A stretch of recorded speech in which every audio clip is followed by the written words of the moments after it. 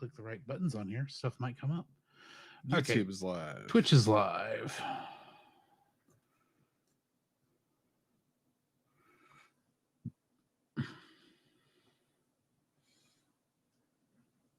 Cel Cast is Cel Cast. Facebook is live. Good.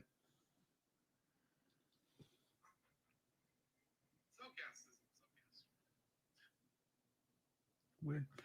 All right. Hi, guys. What's up? This is Drew. This is Jacob. And we are finishing up Bad Movie Month tonight with a certain little film by a certain indie producer you probably have never heard of at all. At all. I mean, Or certain studio. he's had a couple. He's had a couple of big hits. Maybe fairly successful, successful independent franchise. Films. Yeah. Certain War in the Stars and a Jones from Indiana. Yeah.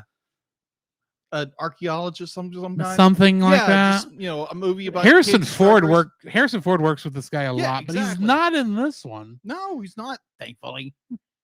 Yeah, we're reviewing the last Lucasfilm animated film that has come out, which is the last thing that Lucas ever worked on. And last thing Lucas ever worked on was just Strange Magic.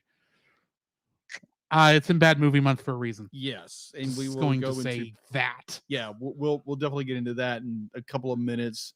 So just let the chat come in for a couple of minutes. Yeah, and it's been an interesting week. Let's just say that.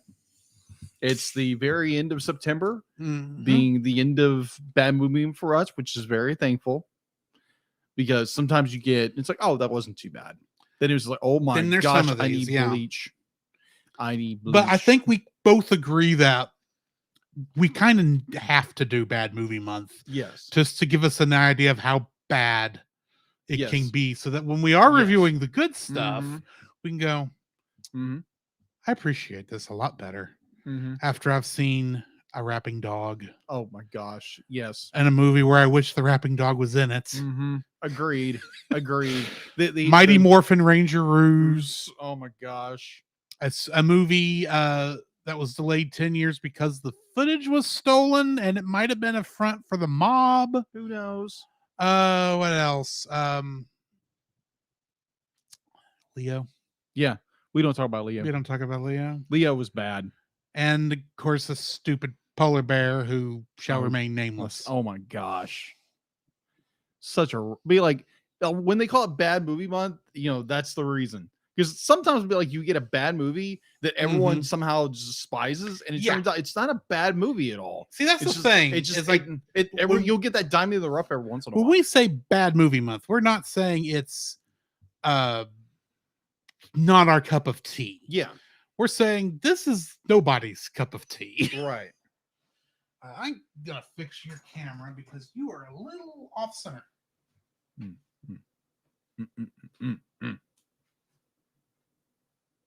Slide. There we go. Yeah. Much better.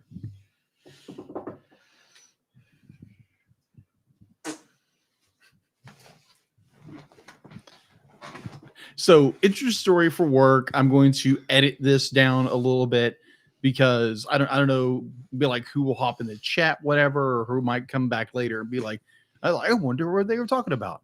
So every once in a while, it'll be like you get an interesting cat come into where I work because you work with the public, and be like they allow all kinds of people come into the store. Let's say any interesting dogs? No, it was like people. It was I'm being facetious. To be anatomically correct, it was a man who was dressed as a woman. Yeah. So be like he who dressed up as a woman who identifies as a woman walks in. And be like, you think from here to here, kind of looks like a woman. You realize, no, it's not. The individual in question was wearing what I thought was a dress. It wasn't a dress. It was athletic wear shorts. Okay. All I got to say, be like, you could see everything. Oh, yeah. That's why you knew for certain. Yeah, exactly. But he was. Yeah, exactly. Okay. And I need to be like, I told everybody I need bleach stats. He's not had the operation yet. No. And which I pray for you. Don't do that, bro. Yeah. Don't do it. Oh my. Yeah. So that's fun. Yeah, that's fun. So yeah, week's been interesting. I'm going out of town this weekend. I didn't tell you that. I'm going out of town. Yeah, you did. Yeah, I did. That's right. I told me yesterday. I told you yesterday. That's right. Right. Going out of town. Which is why I went ahead and released the Norm of the North episode without the artwork. Then I would replace it later because I didn't want to really have it released in October. That is true. Good idea. So yes. So for those who listen to our podcast, obviously you'll see it's a normal standard cover.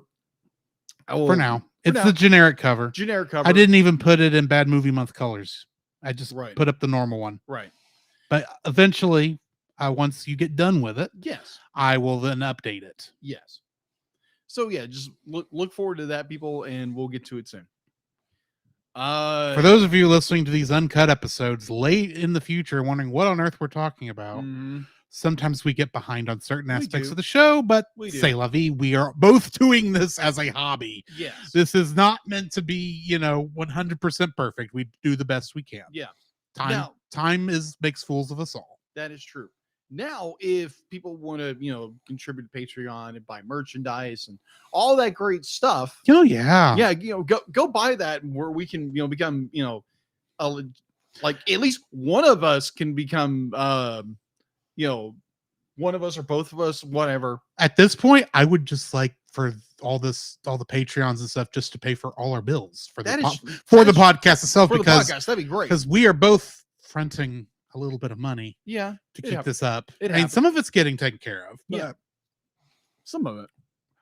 But there again, be like we're full disclosure. Right now, we are getting $6 a month. Yeah, which there again we're grateful for. We are grateful for. We would just prefer. It'd be nice, if y'all. Well, I don't want to beg. I do want it to be out of the goodness of your heart. Yes. We would not say no. No, we to would more not money. No.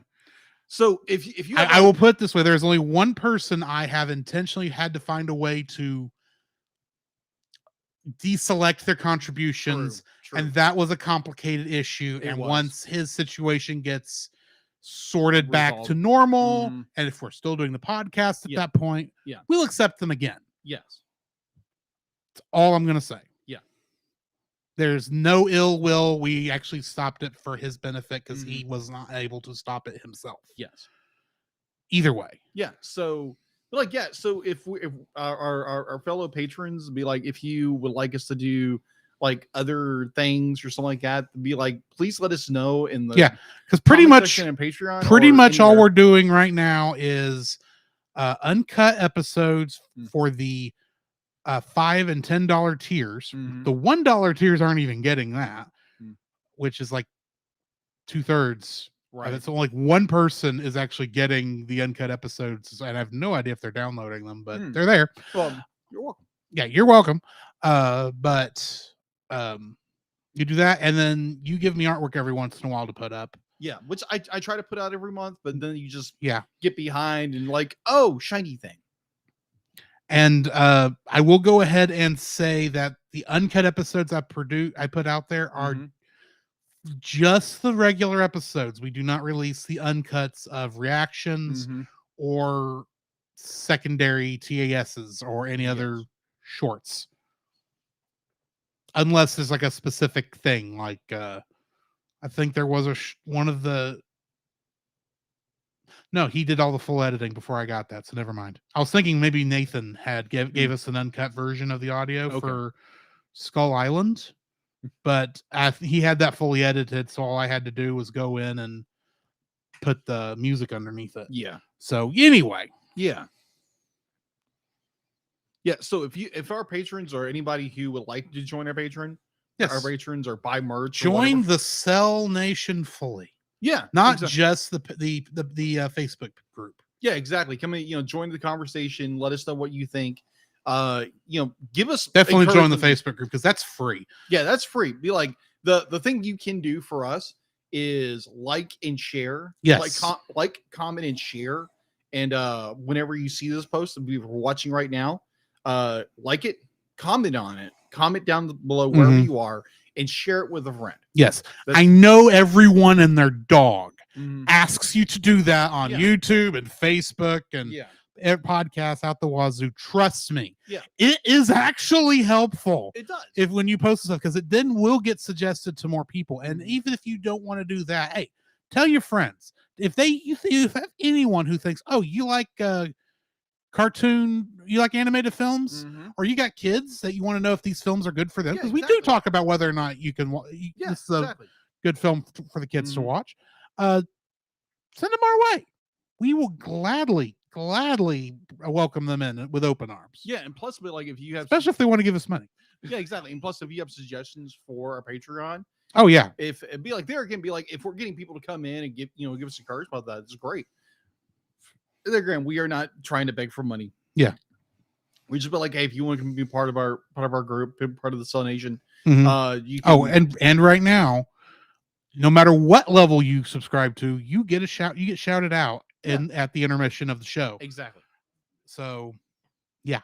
So they're gonna be like, we're not like some YouTuber and podcasts who will only mention you if you pay us $30. Yeah. I say that they're going, who is the $30 one? Yeah. But anyways, we're thankful for every patron. Yeah, exactly. Even those and every listener, everybody who watches on YouTube, very grateful for what it is, because they're again, like Drew said, this is a hobby for us, and we've enjoyed it for the last 5 years, and hope to go for longer as long as our scheduling allows. Yeah, exactly. As long as the Lord wills with this show, and I hope to go through this for a number of years, and so yeah, be like there again, be like. Even when he gets to the point where he has to move out of the apartment, because that's going to happen within the next year. We have plans in place to get him set up where he can still join in on the show. Yeah, exactly. That's part of the reason why we switched to the 2-camera setup, even though he'll have another camera over there. But anyway, although you can take that camera if you want. Oh, thanks, appreciate it. So yeah, be like what I understand is like most small things be like great things start off small. So I'm helping with this. They're gonna be like I think we've talked about it before. Be like our shows kind of does modestly well, and like comes to view like listens and the views. Nice thing about our show is that the content is for the most part evergreen. You right now you could go back and listen to our review on My Neighbor Totoro, for instance, and our feelings aren't going to change that much, and the movie certainly didn't change, and it's going to be the same movie you go and see. Now we are doing rewinds of our first year, well, not our full first year. It goes up to the last episode in October that year. That's right. Because the start of Miyazaki month is when we switch to our current format of review. Right. That's right. And that's when, and so we are reviewing those, to get back to that point. So that all our reviews are in that format. Yeah. And so they're going to in that audio quality. There actually we might actually have to go back and listen to the others and see if the audio quality on those need to be re-recorded for, because some of those were before the mixer board. Oh, okay. That's right. And the nice mics. Very true. But anyways, like, yeah, we're working on things. Hopefully we can be like, I'm working on a few things because my good friend over here did me a solid, because I've been wanting to do like shirt designs, that kind of stuff, try to get something moving. Yeah. And he was gracious enough, because I threw him a design I'd done years ago. And he went in. I vectorized it and modified it to make it look a little more presentable. Modify it that much. Well, you know what I mean. I know.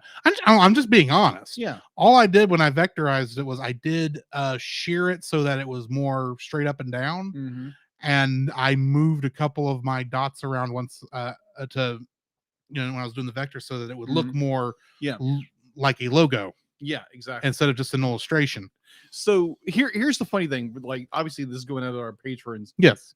Later on. So when I sent him the image, I sent him what I had, and I'd be like, he got back to me like, dude, this is great, because he gave me 3 colors. I'm like, dude, I hate to bother you, but because I went out to another part where I work, and I realized, oh crap, there's something missing from this piece. And the thing is, I thought there was something missing, but I was just going to let it go thinking, oh, he changed his mind on the design. This is how he wants it now. Yeah. It happens. Yeah. So then I, throw him the design. It's like, hey, can you, do me a solid and can you put that in there? Because it would just kind of makes it fit a little more, gives me more of the design, what I was looking for. He very graciously put it in there. So yeah, again, fun fact, while the wolf head is a very loose trace of the original artwork you sent me. Yeah. The paintbrush is free drawn. Really? Well, yeah, because the other version of the part you sent me with the paintbrush on it, while that did give me an idea of what you wanted, I could not use that and it actually fit what I was doing. So it was easier. Well, I could have made it fit. Yeah. It was faster Yeah. to free draw it. So yeah, that was a little fun. And I had to modify some of the artwork for the transparent version because you could see the paintbrush through the nose. Oh, okay. So I had to fix that before I sent it to you. I got you. So yeah, we rambled for a bit. So yeah, we are doing Strange Magic from Lucasfilm, from George Lucas. He didn't direct, but he produced it. Wrote it. He wrote it. Part of it. Yes. There again, George Lucas is known for his big ideas, cinema. It looks great. Maybe not the best wording. Despite how well it's animated. Yes, so well done. It still belongs in this. Yes, agreed. In this month. Yeah. So you can only pretty up you can only polish a piece of guano so much. Right. A lizard guano. So it's not baddies? There's not a bat in this film. Anyways. I knew who you meant. Yeah, bat guano. I just couldn't think of what the word for. I don't know what the anatomical version for lizard droppings is. Here, lizard. I wish that happened in this. My gosh, yes. That would make it's like, hey Nate, we got another movie for you. You're welcome, Nathan, for not being invited on this episode. Yes. Oh my god. For one thing, there's no kaiju. No, there's no kaiju. Not even a reference, but not even an average sized human shows up. Strangely enough. Yeah. Because that would have been like, wait a minute, that makes a human a kaiju. In this film, yes. Yes. So we'll be bringing Nathan on for the ant bully. Oh gosh. I am kidding. I am kidding so much. Are you ready? Yeah, let's get into it. D-Lit. Hang on. I haven't checked D-Lit sound levels anyway. So oh, okay. Let me do that and then I'll play it. Yeah. Okay, yeah, that looks good.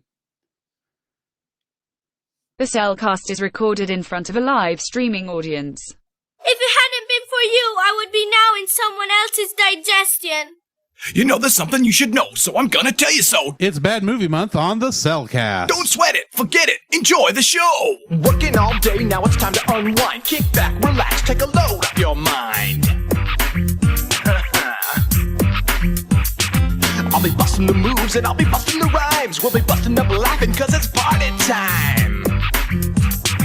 Everybody's feeling fine cause it's party time. Party time, party time. Everybody's feeling fine cause it's party time. Party time, party time. Everybody's feeling fine cause it's party time. Party time, party time. Everybody's feeling fine cause it's party time. Party time, everybody's feeling fine cause it's party time. Hello and welcome to another episode of the Cel Cast. Joining me today is a man who did not need a love potion to get engaged. Welcome, Jacob. Thankfully not. That's why I think you introduce our co-host, a man who,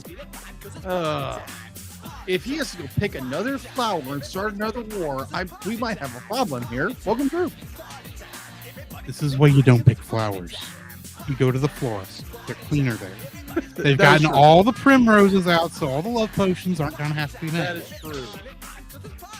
So yeah, we're reviewing. This is our final movie for Bad Movie Month, and we are reviewing the final George Lucas film that he ever worked on in any way, shape, or form. and maybe outside of created by credit. Yeah, outside of Lucasfilm, I think. He doesn't work for Lucasfilm anymore. Well, I know that. I don't even think he gets any he gets residuals on his original movies probably, but I don't think he gets anything for any of the other stuff. But no, I don't think so. Either way, yeah, it's Strange Magic, the animated jukebox musical about fairies and true love. Oh my gosh, this is not true love. This will change the way you feel about that song that starts sugar pie honey bun. Oh my gosh, please. Yeah. So why don't we go ahead and jump into the spoiler-free section on this?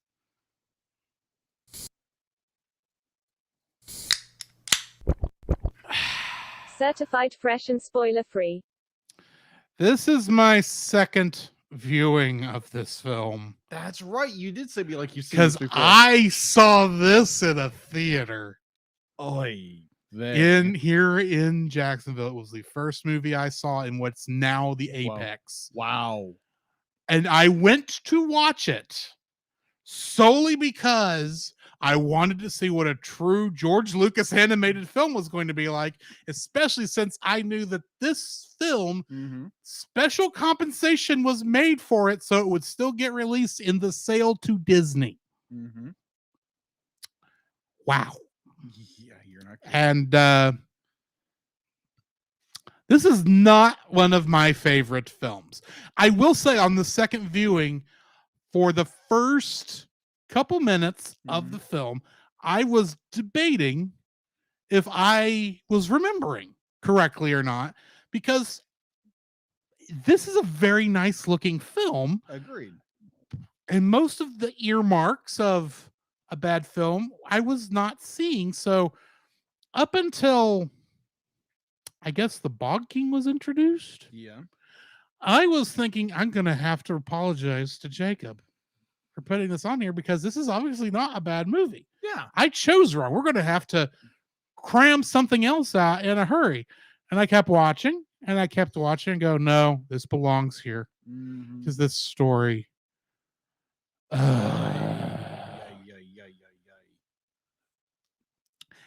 It is a love story. Yes. A very poor love story, let's say that. Let me put it this way. With most of the romance movies, romantic relationships we have seen across every episode of this podcast, there's always at least one romantic relationship, even if it's not called out. You can tell there's two characters at least who are friendly with each other. Yes. In almost every one of those situations, I can see the relationship. I believe that these two characters are in love with each other. Yeah. This includes the ones where, like Snow White, where she just met him because he kissed her and she woke up. And granted, she knew him at the beginning of the movie, but that's beside the point. Yeah. We're not even talking about the new movie. Let's say that. Yeah. I don't think we're even going to see the new movie. Probably not. Because I don't think either one of us want to sit through that. But I think generally, I think I'd be curious. I am as curious. And see how bad of a wreck with this. I'm as curious with that as I am as curious at how much of a wreck the Barbie movie is, but not enough to see it in a theater. I got you. Fair. Because I still haven't watched Barbie. And if I do, it's going to be because there's nothing else to watch. So probably not for a long time. Or if someone forces me to watch it. You know how that goes. Anyway. There is, by the end of this, two major relationships. Yes. And I don't believe either one. No. I do not see either relationship as a couple. So for a very romance heavy movie, I kind of see that as a bad thing.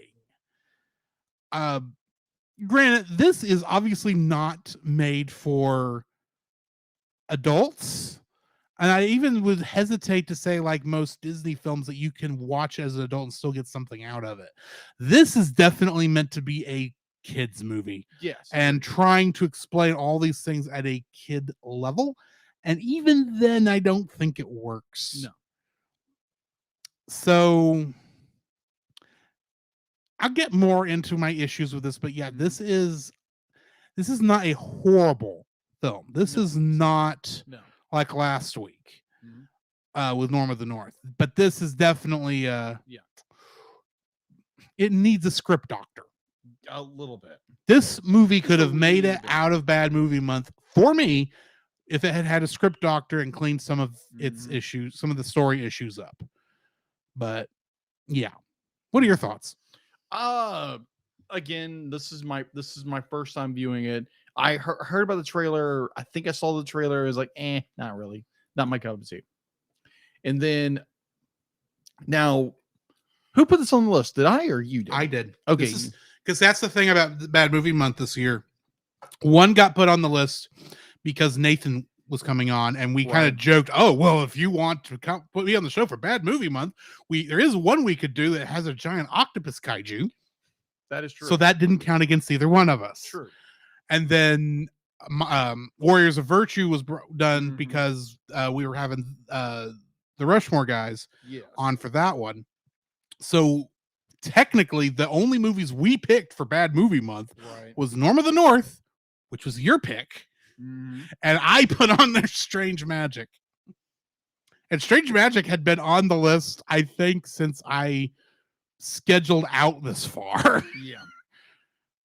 Because I think for a long time, this was the only thing I had in bad movie month, besides possibly The Legend of the Titanic, but I was hesitant at the time. Right. But anyway, because we hadn't, that's the thing, is when we finalized the schedule before we started talking to Nate and the Rushmore guys, we had like nothing planned for this month, and we'd gotten behind. Yeah, of course. But we are at least planned out through November now. So sure. Which actually puts us to the end of X-Men. Yeah. What we're going to pair with Evangelion has yet to be seen. Yes, we'll get there when we get there.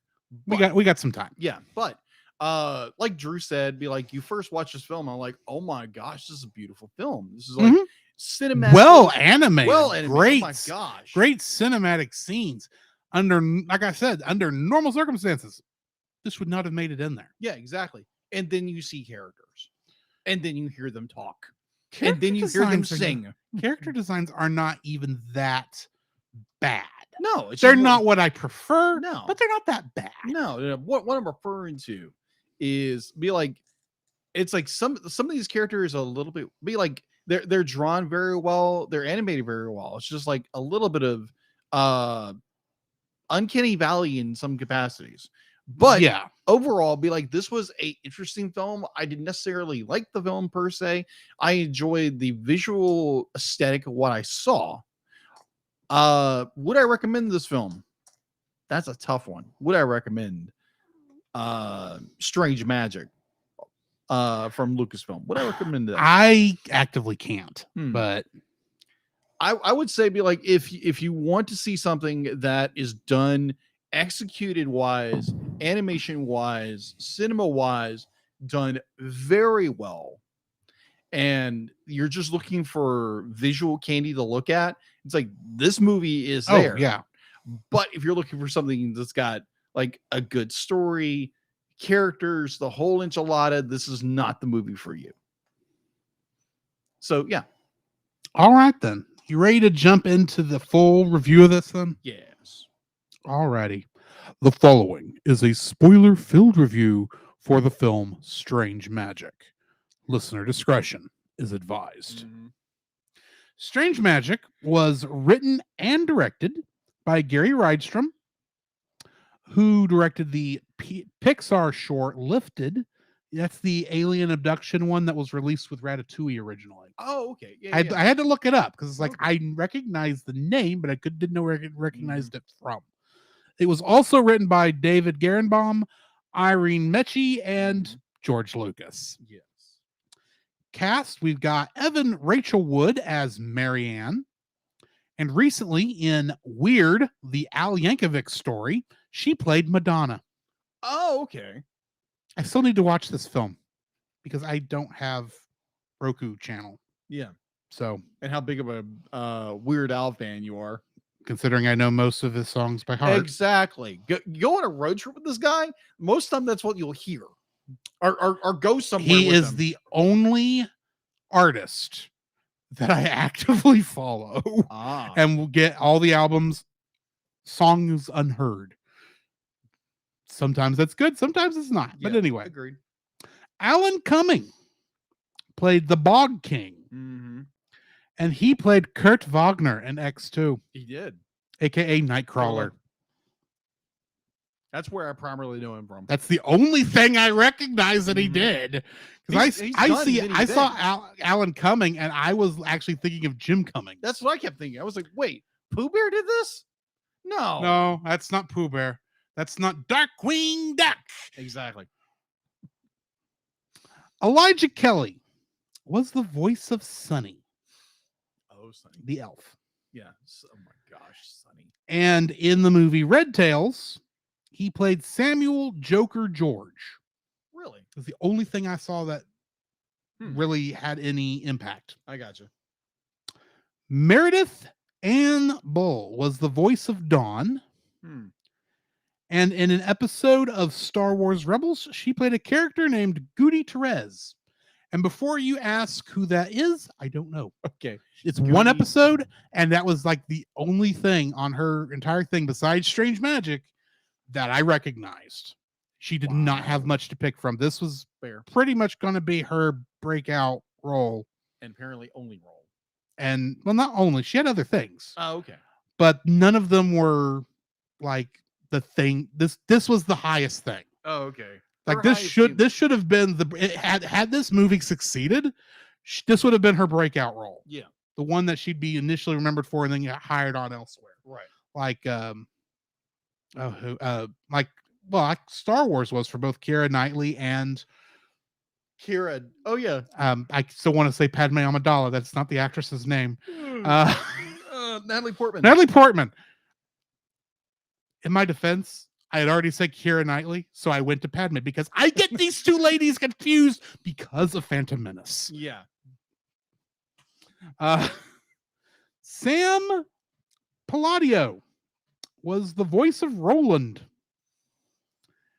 And this guy's IMDb is even worse.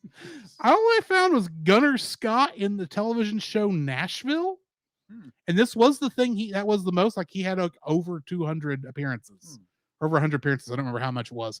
Wow. But like nothing else was like something I would have said stood out.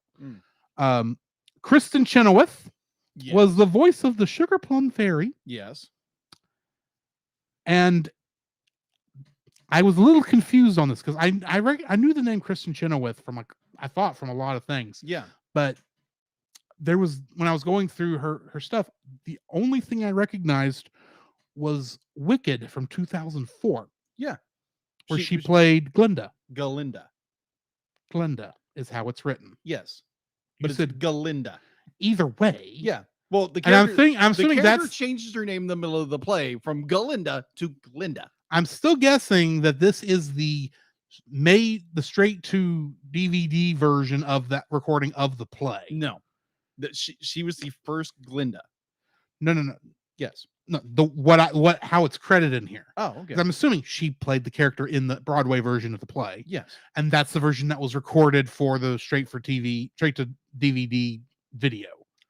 Because literally this was credited as Wicked Video. But it had the Wicked poster on it. Oh, the logo on it. Okay. So that's interesting. That is there, because that's the thing is this does, where I look it up, it does not actually give me Broadway credits. Oh, interesting. So that's why I wasn't sure if she was the original actress okay. or I got you. Maybe she was an understudy that happened to be in the night they recorded this. No. But either way, I know I've seen Kristen Chenoweth on other things, but nothing stood out of what I would have remembered her from. Yeah, she's fairly prolific. Like she's done TV, she's done movies. Yeah, she's in like a lot of stuff. But anyway. Alfred Molina. Alfred Molina's in this film? Was the voice of the Fairy King, aka Fairy George Lucas.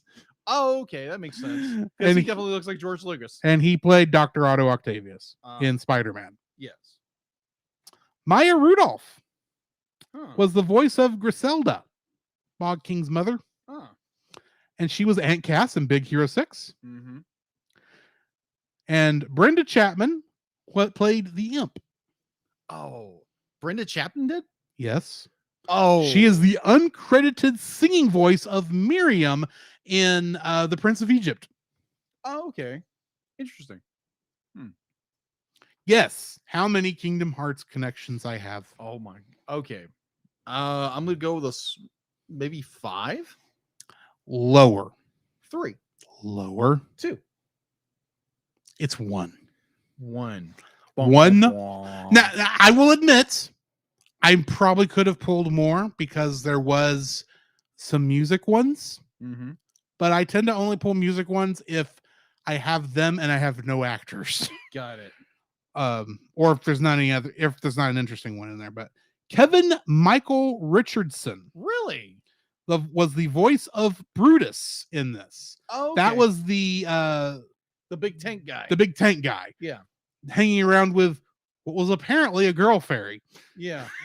My gosh, that's no. Brutus was the girl fairy. No, he wasn't. Oh, it was the other guy. It was the other guy. Sorry. Well, Brutus because the other one was like, "You're a girl. What? You couldn't tell from my girlish figure?" Actually, I couldn't. Oh my gosh, that was actually hilarious. I was like, "Wait a minute, what?" Yeah. Okay, that was. But yeah, he's Brutus in this, and in Kingdom Hearts, he was both, of course, Captain Gantu from Lilo and Stitch originally. Yes, because he's the original voice actor for that. And he played Sebastian. The crab, right?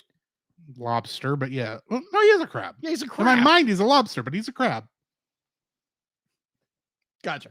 He does a pretty decent version of Under the Sea in Kingdom Hearts 2. Okay, fair enough. Fair enough. And Finny Fun. Finny. I need to start doing Untangling Kingdom Hearts again so I can explain Finny Fun. Okay. This is going to be You know what? Let me just go ahead and give the quick version. Oh boy. You know how in the part of Kingdom Hearts you saw me play? Yes. We had a whole world based on Little Mermaid that fought, Heartless and stuff through there in 3-dimensional space because you were swimming, and it was actually well done and kind of cool. Yeah. In Kingdom Hearts 2, for some reason, the Heartless have not gotten back to that world yet. So it's been, instead of it being a adventure world, it's all rhythm mini games set to music. No. Now, of course, they do things like Part of Your World. They do Under the Sea and Kiss the Girl. I don't remember how Sora is involved with that one the more I think about it, but I know that's one of the levels. The last one is the fight against Ursula, which there is no song against Ursula when you're fighting Ursula, no musical. But they wrote a song, and it's kind of weird. But it's actually well done. And the only weird line in there is she says something when she's referring to her to the Flotsam and Jetsam, where she calls them her little poopsies.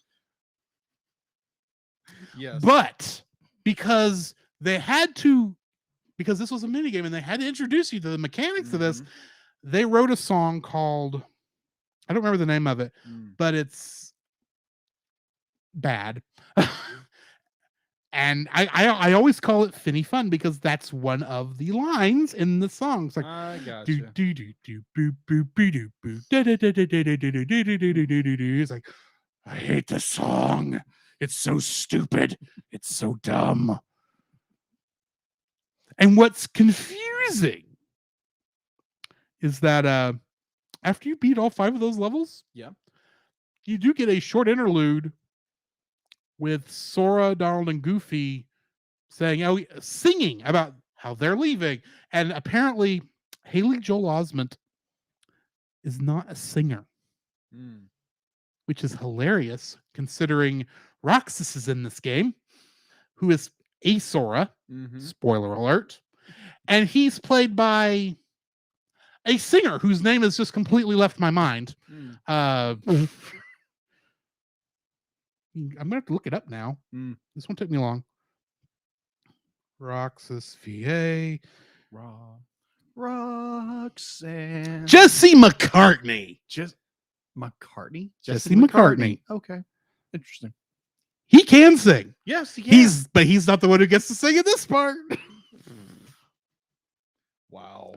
So, okay, back to where we were. So that's all I've got for Kingdom Hearts connections. What do we have in info and stuff? Info and stuff. Let me get my tablet to come back to life. All right. Why, thank you.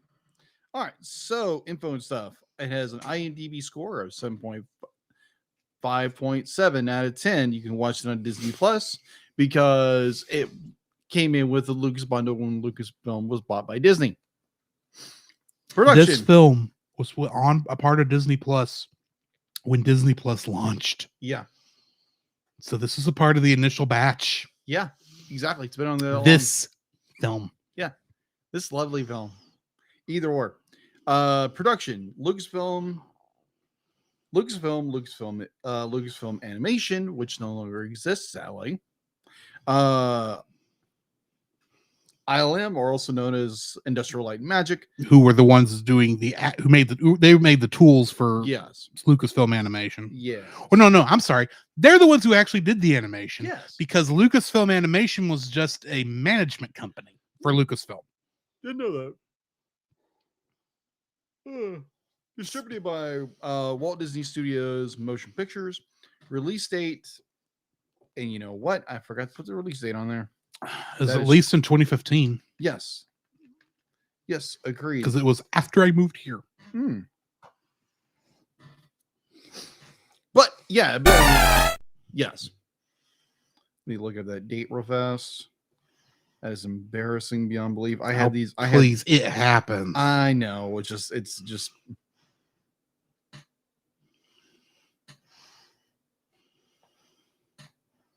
January 23rd, 2015. January 23rd. Mm-hmm. All right. Get back to notes. All right. Release date was June 23rd, right? January 23rd. January 23rd. January 33rd. It was in the dump month. Apparently. Of 2015. Getting into the box office, it does not give me a estimated budget. So 70 to 100 million. Thank you. According to Wikipedia. There we go. Its opening weekend was $5.5 million on January 25th, 2015. Its US and Canada gross was 12 million, 12.5, and its international gross $13.6 million. This movie stank. This was bad. This was bad. Very, very bad. All right, home release. Strange Did Valley this get a home release? It got a home release. Strange Valley was released by Touchstone Home Entertainment on DVD and digital on May 19th, 2015. Okay. So yeah, there's no sequels, there's no television series, there's no nothing because this movie tanked. It tanked. Unlike Disney did not care. No. Unlike Norm of the North, which didn't do anything in theaters, it did a little. Well, and it's 3 freaking spinoffs. Because it made money. It did. Barely. It made money because they didn't put any in it. So anything they made was profit. Agreed.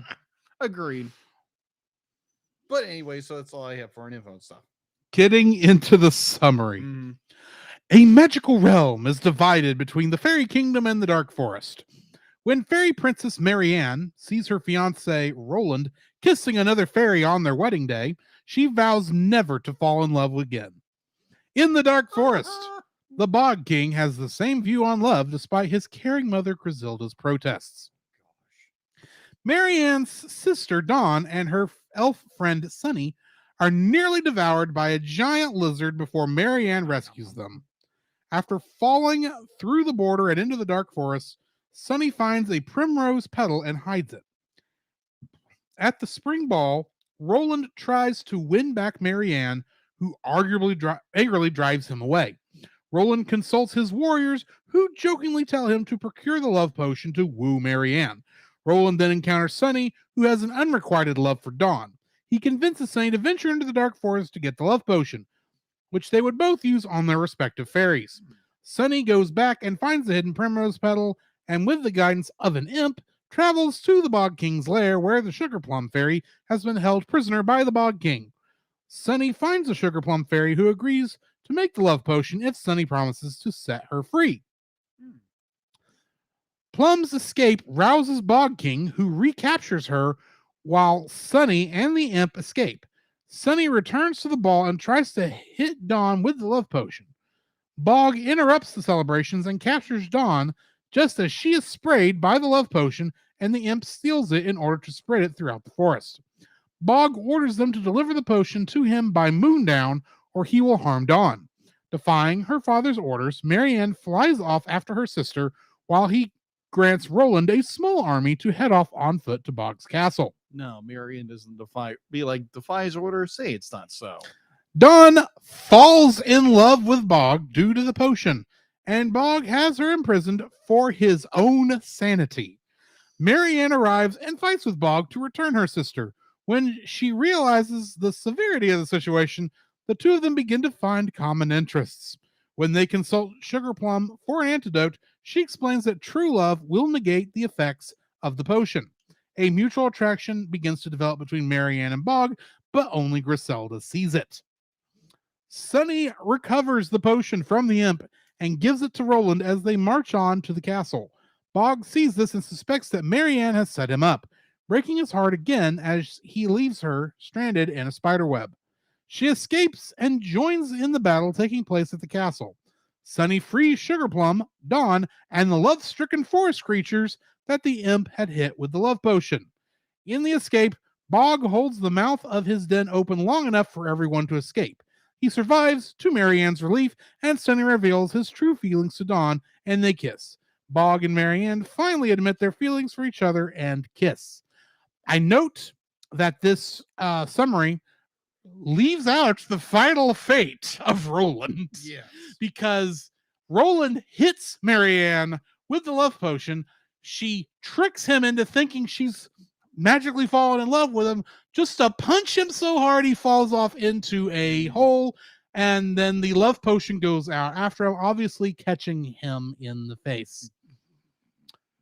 And then at an after credit scene, we see that he and a fly, because of the potion, have fallen in love.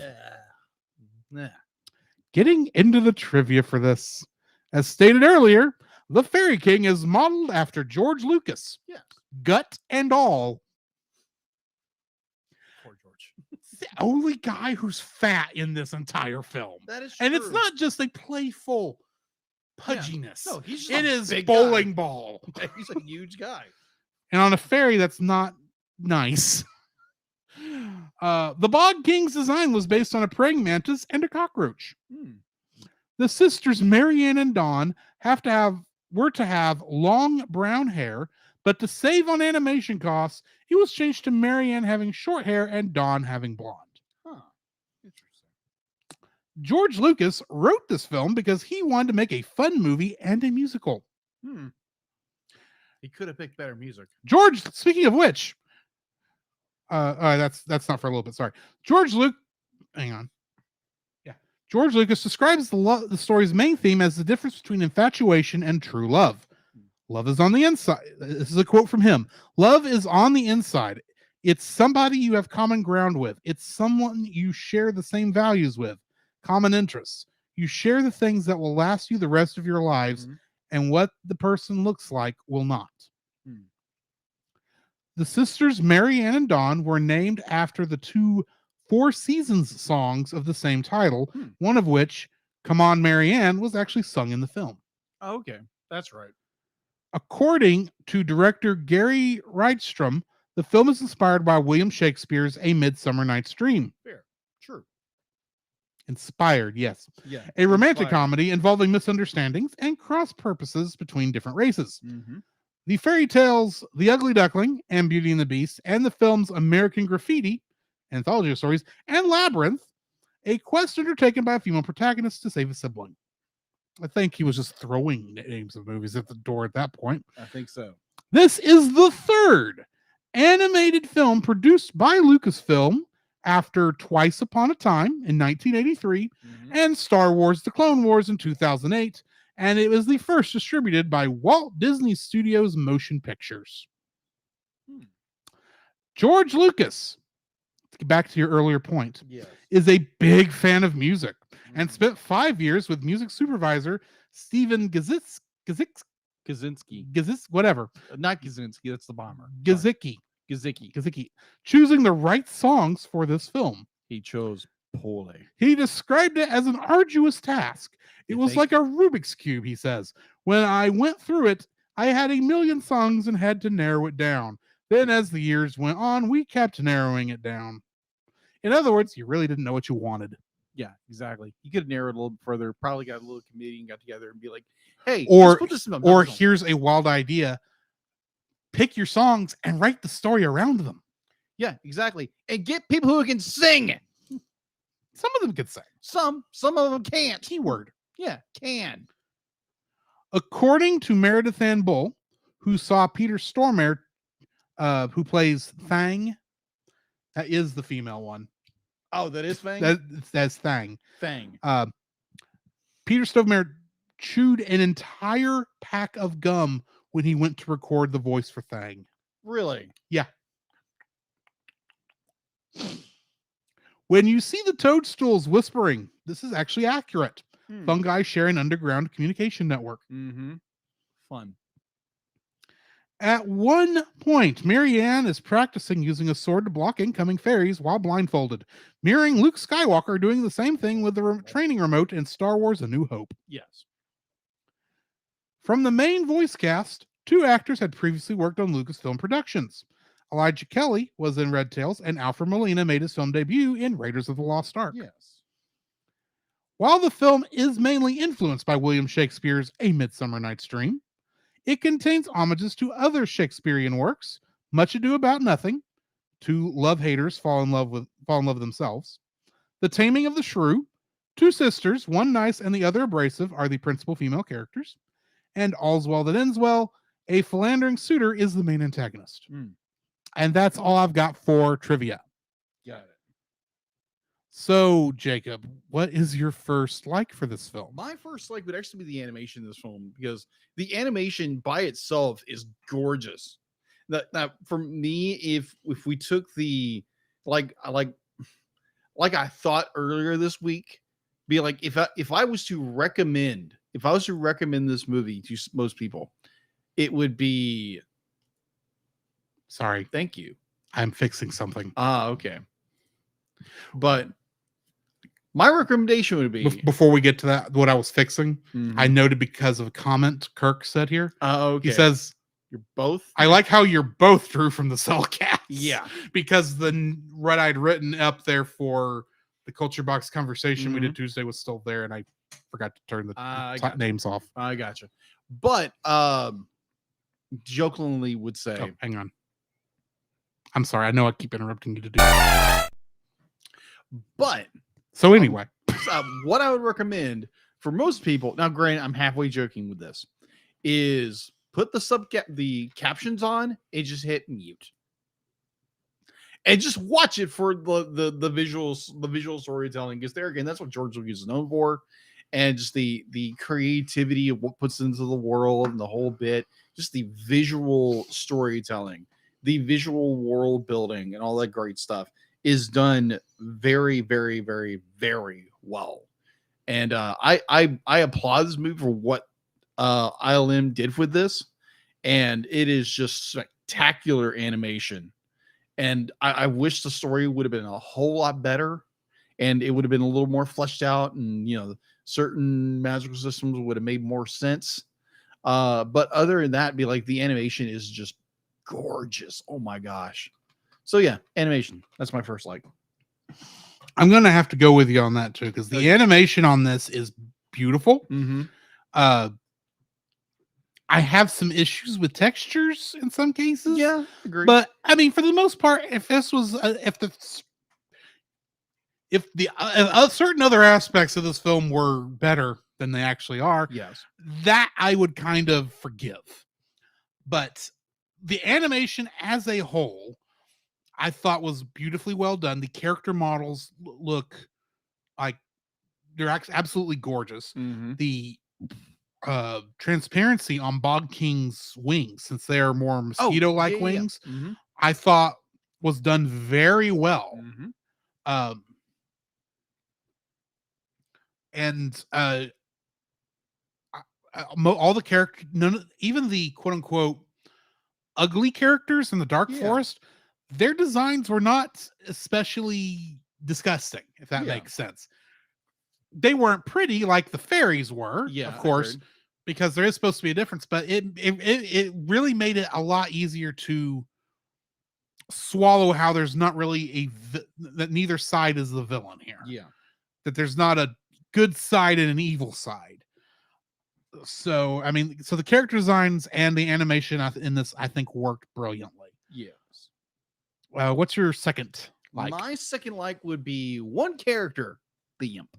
I freaking, when this character showed the Imp really does it makes sense you would really like the Imp, is what I'm trying to say, because that seems like one of the characters you type of character you gravitate towards. Yeah, like fun, energetic. He's a Stitch. Yeah, he's a Stitch. Literally, he is a Experiment 626, except he's an Imp. And just the way like he acts, he behaves, he's very mischievous. He wants the potion for some reason, and just his wanting to guide. I want to call him Scout, but that's not Scout. Sunny. I was close. It was an S name, but Sunny to the potion master, whatever her name is. Sugar Plum. Sugar Plum. Thank you. I'm getting, because she's the Sugar Plum Fairy. Yeah, Sugar Plum Fairy. Thank you. But yes, be like this. I love this character. Once he popped up, be like he's got Sunny tied up, and it's just like, oh, this is gonna be fun. And like the entire time he's on screen, I'm like, oh my gosh, just give me more of this Imp character. I love this character to death. Be like he's the bright shining moment in the movie until they drop him. Like a bad habit. Yeah. So I'll get into my dislikes later. But while the Imp is on the screen, him being his funny, goofy, mischievous self, I enjoy that character to death. And I really wish they would have, emphasize that more. I like how one reviewer said that I wish they would have given him more backstory. Maybe he had more connection with the sugar plum fairy, or maybe he was cursed to be an imp or something like that. I really wish they would have done that and maybe fleshed out the story a little bit more, but this is what we got. So the imp, for the time, the duration of the film, he is in the film. He is, to me, he is solid, because there again, I'm a huge fan of Stitch. Right. And he's a Stitch-like character. Mm-hmm. So yeah. What are you? There are several comedic bits in here that hit very well. Yeah. Agreed. Some of them involve the Imp.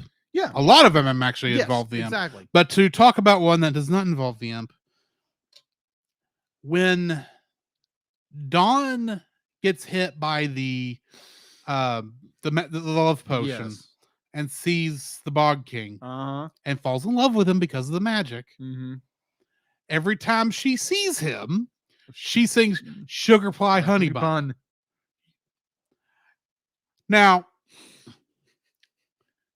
the first time this happens, this is like, okay, I kind of saw that coming. Yes. But there's the part when Marianne finally gets up to it, and and Bog King is showing what happened to her sister. Oh my god. He opens the door and you don't even see Dawn. You just open the door and you hear Sugar Pie Honey, but it's like full on, like the whole song is playing. He opens it up just long enough and then closes the door again. The music shuts off. And that made me laugh. Oh yeah. It's like, that is funny. Yes. That is funny. That was very hilarious. There are a couple other instances, especially involving the fact that the thing is, Bog King starts off, you think he's just going to be the big bad villain. Yeah. And then it has to do stuff to make you understand he's not really the villain.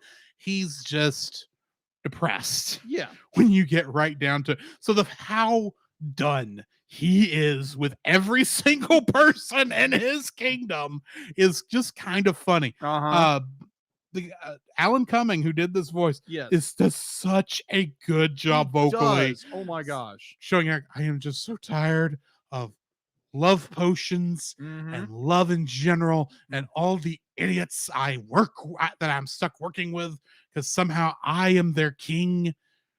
I still want to know how that works, but it's like you just tell he's so done with the world, and that actually is the only thing that helps me see him and Marianne as a couple, even though it ultimately falls flat because of the writing.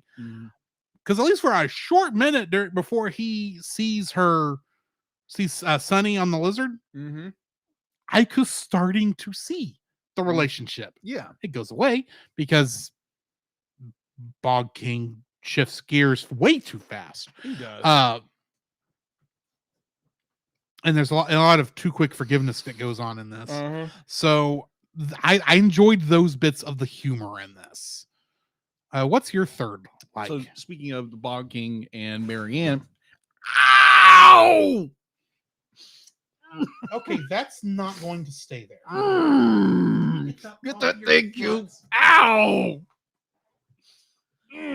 These books just fell on Jacob's foot. Calvin Hospital. No, this is the Far Side.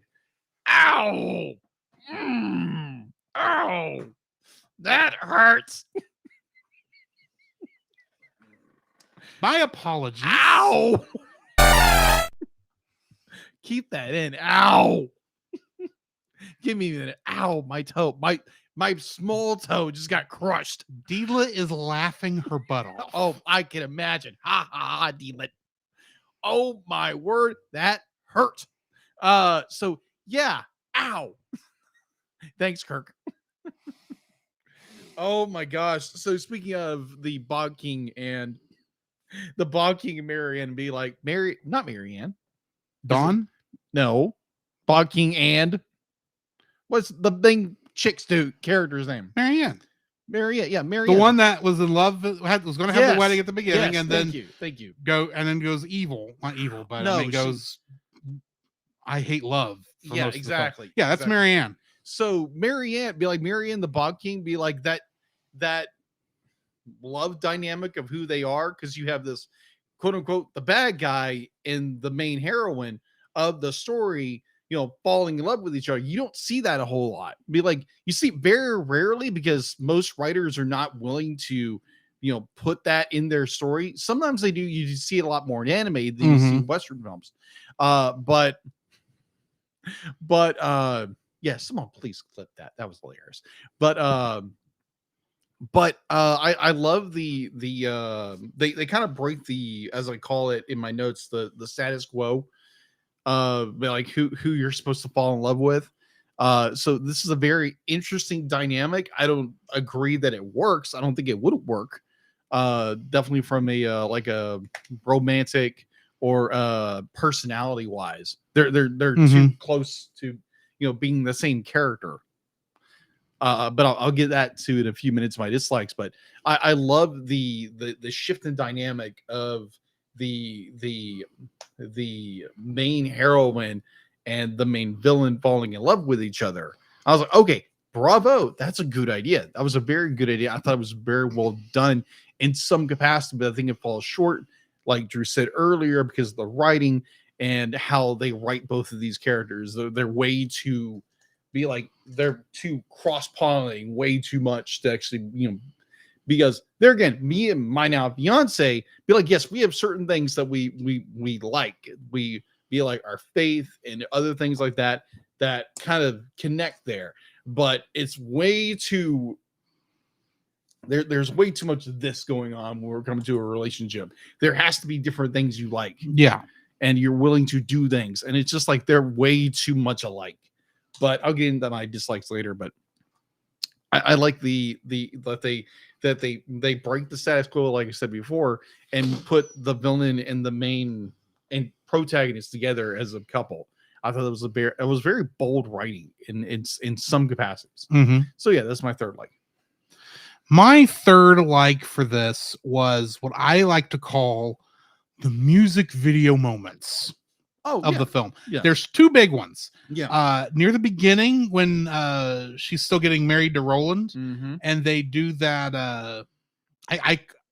She's on one side of the screen, he's on the other, and they're going and I love that. they're going around gosh. the I guess it's a leaf or a piece of grass, and how it's shifting between them as it's going to either side because it's not lined up.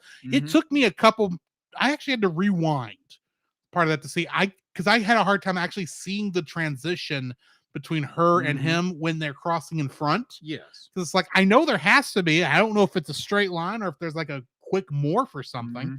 But I don't think I was able to actually make a decision on how they did that. I think it was a straight line edit that would make the most sense. Yeah. But that there looked great. And then at the very end, the kaleidoscope visuals. Yeah. Even though after a couple minutes, it's like, move on. Yeah. Please. We're done here. But some of the way that was set up, and part of the reason they kept doing it was because they were going through every character like it was. Okay, so one of the big things that pops up in a lot of these animated movies that we review, both good and bad, is the dance party ending. Yeah. Technically, this does not have a dance party ending. Yeah, agreed. But I think the kaleidoscope is supposed to be the dance party ending. Yes. In essence, because you kind of get the feeling that you're supposed to be seeing names of the actors playing the parts on each one of the screens, but it's going too fast for the lawyers and to be happy with the credit length. Yeah. So that's why we get I think we even get it at the end. Yeah. Or we get the longer credits at the end, but it's just showing like 2D images. But I mean, the effect looked cool, and at the time, I was like, "Okay, this looks good." At the beginning, and then it kept going, and kept going, and kept going. It drags on. And it's like, okay, you don't have to show every character in this if you're not actually going to be giving me names of actors. And besides that, this is the first time we've seen the imp since Sonny got the potion back from him. Yeah. Is at this point. So it's like, okay. But it looked good. Yeah. For the most part. It just went on too long. Yeah, agreed. So yeah, that's the end of my likes. All right. What's your first dislike for this? My first dislike, like I said, my second like, I love the imp. They drop way too many freaking plot points in this movie. Oh my gosh. So you have the Primrose story. Like, you think that's going to be a really important story through the entire line because it's the first thing they bring up, really. Nope, it's dropped. Well, that's part of the love potion thing, which does kind of go all the way to... It goes until the imp steals the love potion. Yeah, that's it. And then once Sonny gets the love potion back from the imp, it kind of disappears until Roland brings the potion back at the end and tries to hit Marianne with it one last time. Yeah. So, and then you have the imp story. You have the imp he pops in, he's helping Sonny out in a way, and he's very mischievous. It's like, I love this character. And then be like by the mid part of the film where Sonny finally gets the love potion back from the imp, and the imp just goes gone. Because it would have been great to see him throughout the things. Maybe he helps up with here. Because he's such a great character. You drop him like a bad habit in the middle of your story. You don't even let him be an extra. Yeah, exactly. And like, unless you count the very end with the kaleidoscope, which I don't count that because you're just like reusing animation. Yeah. It was just so insufferably irritating when you drop a really good character. Because they're going to be like, you can put him more and more into this film. Be like, did they not view this film to other people and be like, hey, the imp's actually a nice character. We want more of this character. But I think to some degree they did, because they were going to look like they were going to leave the imp there. And then at the last minute, it's like the writers decided, oh, people like the imp. Let's not give him a bad ending. Yeah. We'll let him run off with the guys, but then you don't actually see what happens to him after that. You don't. So there's other little aspects of here and there where the story kind of just goes, flip, just drops little plot points, and it's like, okay. Or what was it where Marianne is, I'm saying this right, Marianne. yeah, right? Marianne. Yeah, Marianne is be like she's tired of love because her fiance cheated on her, and now all of a sudden she knows how to fight. She knows how to fight. There's no build up or anything. Well, there's a little training montage, a little bit, but it just comes out of nowhere. The thing is, this is my only defense. Yeah. We do not actually know how much time passed between the wedding and when Sunny and Dawn are conspiring. Yes. So time could have passed enough that she could have gotten pretty decent with a sword. Yeah. If she didn't already have like some training before that point. Yeah, but I mean, she's royal, but so yeah. I could see some. Yeah. But they're using the excuse of we're in a song so we can get away with time compression, and it's only really important. The song is conveying what's important to the story. It doesn't really matter how much time passed. That's Get more into that in a minute. Yeah, but either or, be like it's the drop points, especially when they just drop the imp, and the imp. To me, I love the imp, and I was like, why did you drop him? Right. And it's just it was such a just like be like you're halfway through the film, and it's like the imp's gone. He never comes back. I'm like, I was crushed. I was like, but he's the best character in the movie. Why would you drop him? I was like, Lucas, what were you thinking? Anyways, so yeah, it was my first was the imp got dropped, and it was just it irritated. I know why the imp got dropped. Because he's a donut talker like a Jar Jar Binks. He was better than Jar Jar. Misa, I agree with you on this. But at least Jar Jar be like he showed up in the end and got more parts. That's true. Yeah, exactly. Poor imp is like, oh, we're done with your plot. Boop, drop. Okay. My first dislike for this. Okay. Maybe connected, maybe not. Maybe. I am in general not a fan of the jukebox musical. Granted, I do like musicals. I've been in a couple musicals. Right. I understand how musicals are written sometimes, and sometimes, yes, the songs can be used as cheats to move past a complicated story bit that you can't really get away with just dialogue. Yes. The problem I normally have with jukebox musicals, and this movie puts a magnifying glass on that, is that these songs were not written for the movie. Yes. They were written for the radio. So they are not really written for the way this goes. Yeah. So they will bring in a song sometimes where it's like, oh, how are they working this song in for this? And it's like when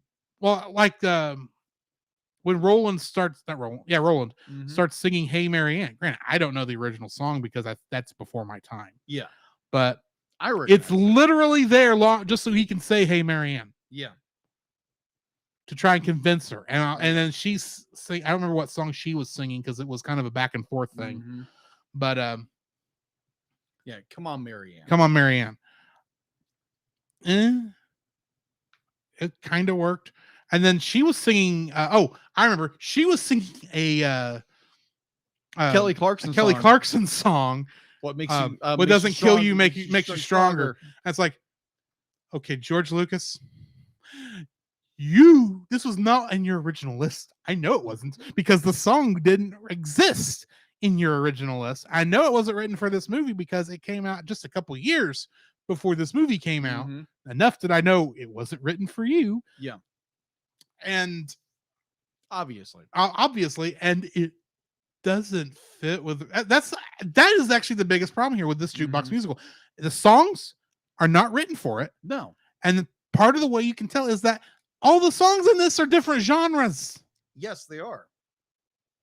completely different genres. Yes, you can have different genres in your film, but in your movie for the music, but it should feel cohesive. Yes, agreed.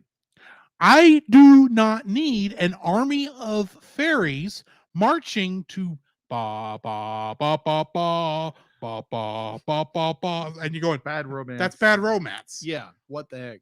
On the nose a little, are you, George? A little. Plus, and that's the thing is, the minute you do that, it takes me out of the film. Yes. Now, granted, there are some jukebox musicals that actually do this very well. Yeah. Because it fits what they're going for. Moulin Rouge is the biggest one that comes to my mind. Yeah. But that movie very... is intentionally surreal yeah. enough that the fact that modern stuff is invading the film makes a strange kind of sense. It does. This, I have no reason why, no way of understanding why any of these characters would know any of these songs. I don't even know if we're in if this fairy hollow where the fairy kingdom in the dark forest are. I don't know if this is like in a fantasy kingdom with, like Frodo and all them running around, or Narnia, or if this is like a park, in Central Park in New York City. This could go either way, and agreed. And there's and it's like, if it was Central Park, I could get that. I was like, okay, I know why they know these songs. Yeah, because they would have heard them, probably incessantly, probably. But because we have no idea where the optimal setting, the overall setting, really is, I'm forced to go with, they are singing these songs randomly, and you're expecting me to like it. You expect me to work it the same way I would a normal musical. Yeah, and it doesn't work. This is not like Fiddler on the Roof, where they're because the thing is, with regular music, like Fiddler on the Roof, they are in the songs, they are expressing the thoughts going through their minds. Yeah, this they're kind of just randomly going into songs that kind of sorta have something to do with the story at that time. Yeah, very vague connections. Yes, I know jukebox musicals can work. I've seen it work, and I know this is probably something that doesn't mess with some people like it does me. And I know there's some people who hate the fact that it's a musical, period, because they don't understand why anyone would burst into song randomly. But this is the worst kind of jukebox musical, where I never, it so takes me out of the film completely that I can't even, that I get distracted by things going on in the real world. Yeah. Easily. Fair.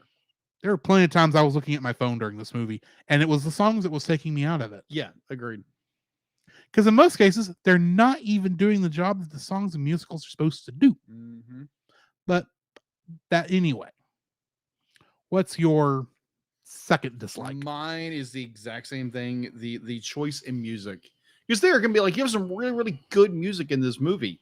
It's like, but it's just like poorly, be like, it's like you have some people who can actually sing and others who can't. I think like Marianne. Yeah, Marianne cannot sing. She cannot sing. Be like her rendition of Wild Thing. Oh my god, made me want to shut the movie off. It was so cringy, so cringy. But they're gonna be like selection of music. I'm looking at a shot list of everything they use. But like, You Can't Help Falling in Love. That originally song was an Elvis Presley song, and it's just done so weirdly. It's like, what song was it? Give me a moment. It's like they select like weird country songs for our because they were just picking love songs. They were just picking love songs. So of course, there's country songs in there. It's like half the list of what shows up in country. Yeah, but overall, be like, it's like you're not dealing with bad songs. They are chosen poorly for different scenes, because they're gonna be like, you take Moulin Rouge and be like you're interjecting into a period piece, right? And it's done very well because you're dealing with very capable singers. This isn't.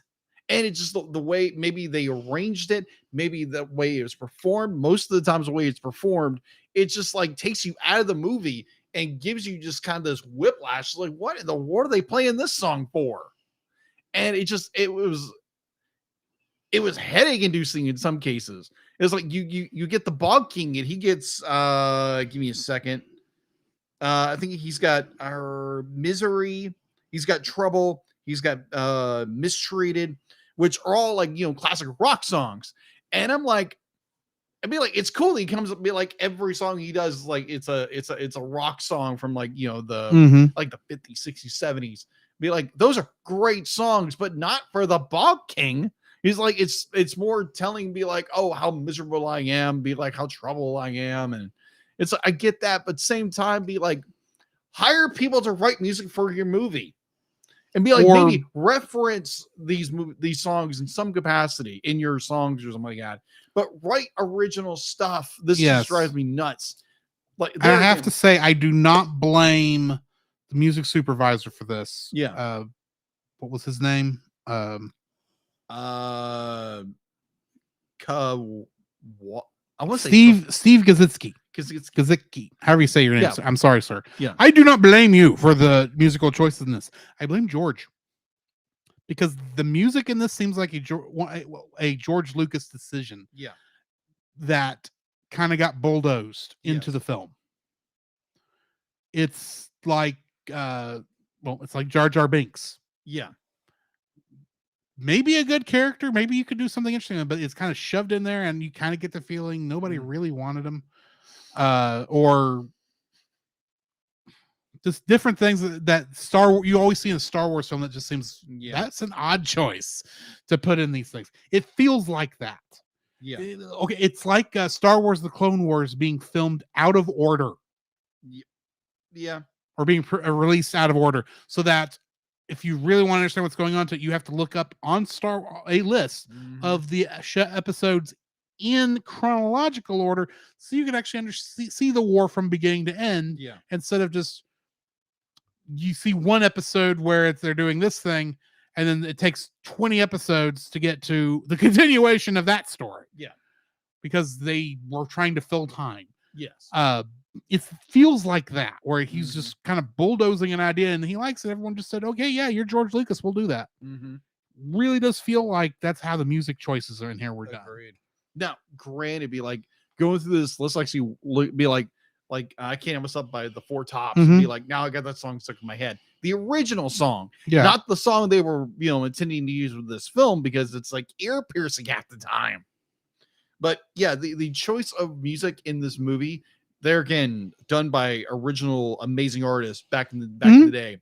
They're great. If you haven't listened to some of these songs before, maybe it's the first time you've heard this, like go back and find them like on, Apple Music or Amazon Music or something, like wherever you listen to music, be like, go find these songs and enjoy them, because they are a blast to listen to originally, but not in this movie. Like there's some things that work, but then the majority, it's just like, what in the world are you thinking? That's the music selection is just like baffling to me. So yeah, that's my second like. My second dislike for this film is gonna have to be, you're gonna hate me. No, I nearly said something else. My second dislike for this film is the writing. Okay.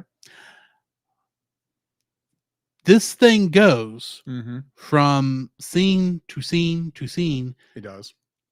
And the scenes don't always feel like they're connected. Agreed. The main villain of this piece is Roland, right? Yes. Roland is the main villain. He is in the first half of the film and then disappears. Yes. Until the end. Yes. He's still there because his army is still marching to Bad Romance, but and he is physically on screen, but he's not doing anything. Yeah, agreed. He isn't. The imp, like we said, just disappears at one point. The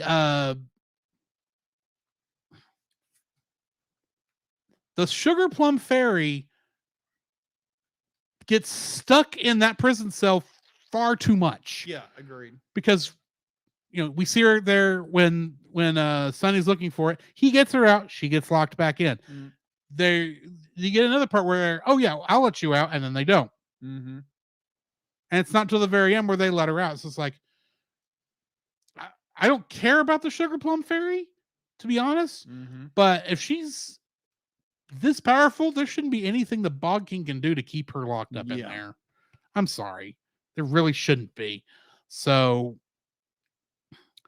the logic of this film just goes right out the window. You brought up magic earlier and how the magic system in this does not work. That's because there's no logic in how this works. The magic, okay, granted, most of the magic is just stuff that happens and you're just supposed to expect. The only magic they explain is the fact that you need a primrose petal to make a love potion. The love potion is as powerful as you can get. Yeah. And it will affect anybody without hesitation unless they are truly in love with somebody else. Yeah. How did Dawn get hit by the magic potion and fall in love with Bog King? Because her eyes were covered. Be like, no. Hold on. Explain that more. Here's my point. Okay. If she okay, let me explain it differently. I can see how maybe she wasn't in love with Sunny when she got hit. Yeah. And yet, despite the fact she is under the control of the love potion and has no way of seeing past it, and yes, maybe her heart, because of her infatuation, because of the love potion, of the Bog King, and she sees the Bog King, as far as we can tell, die. Yeah. Maybe that was just enough of a wedge that her true self may break through and then somehow fall in love with Sunny. Yeah. Which doesn't make sense. There should be. She's either in love with Sunny at the beginning and doesn't realize it, in which I personally believe the love potion should not have worked on her based on the rules shown in this film. Exactly. Or somehow she broke the rules to fall in love with somebody else, which why would the love potion be weak enough to even let you develop a relationship enough with anybody else for it to break? Exactly.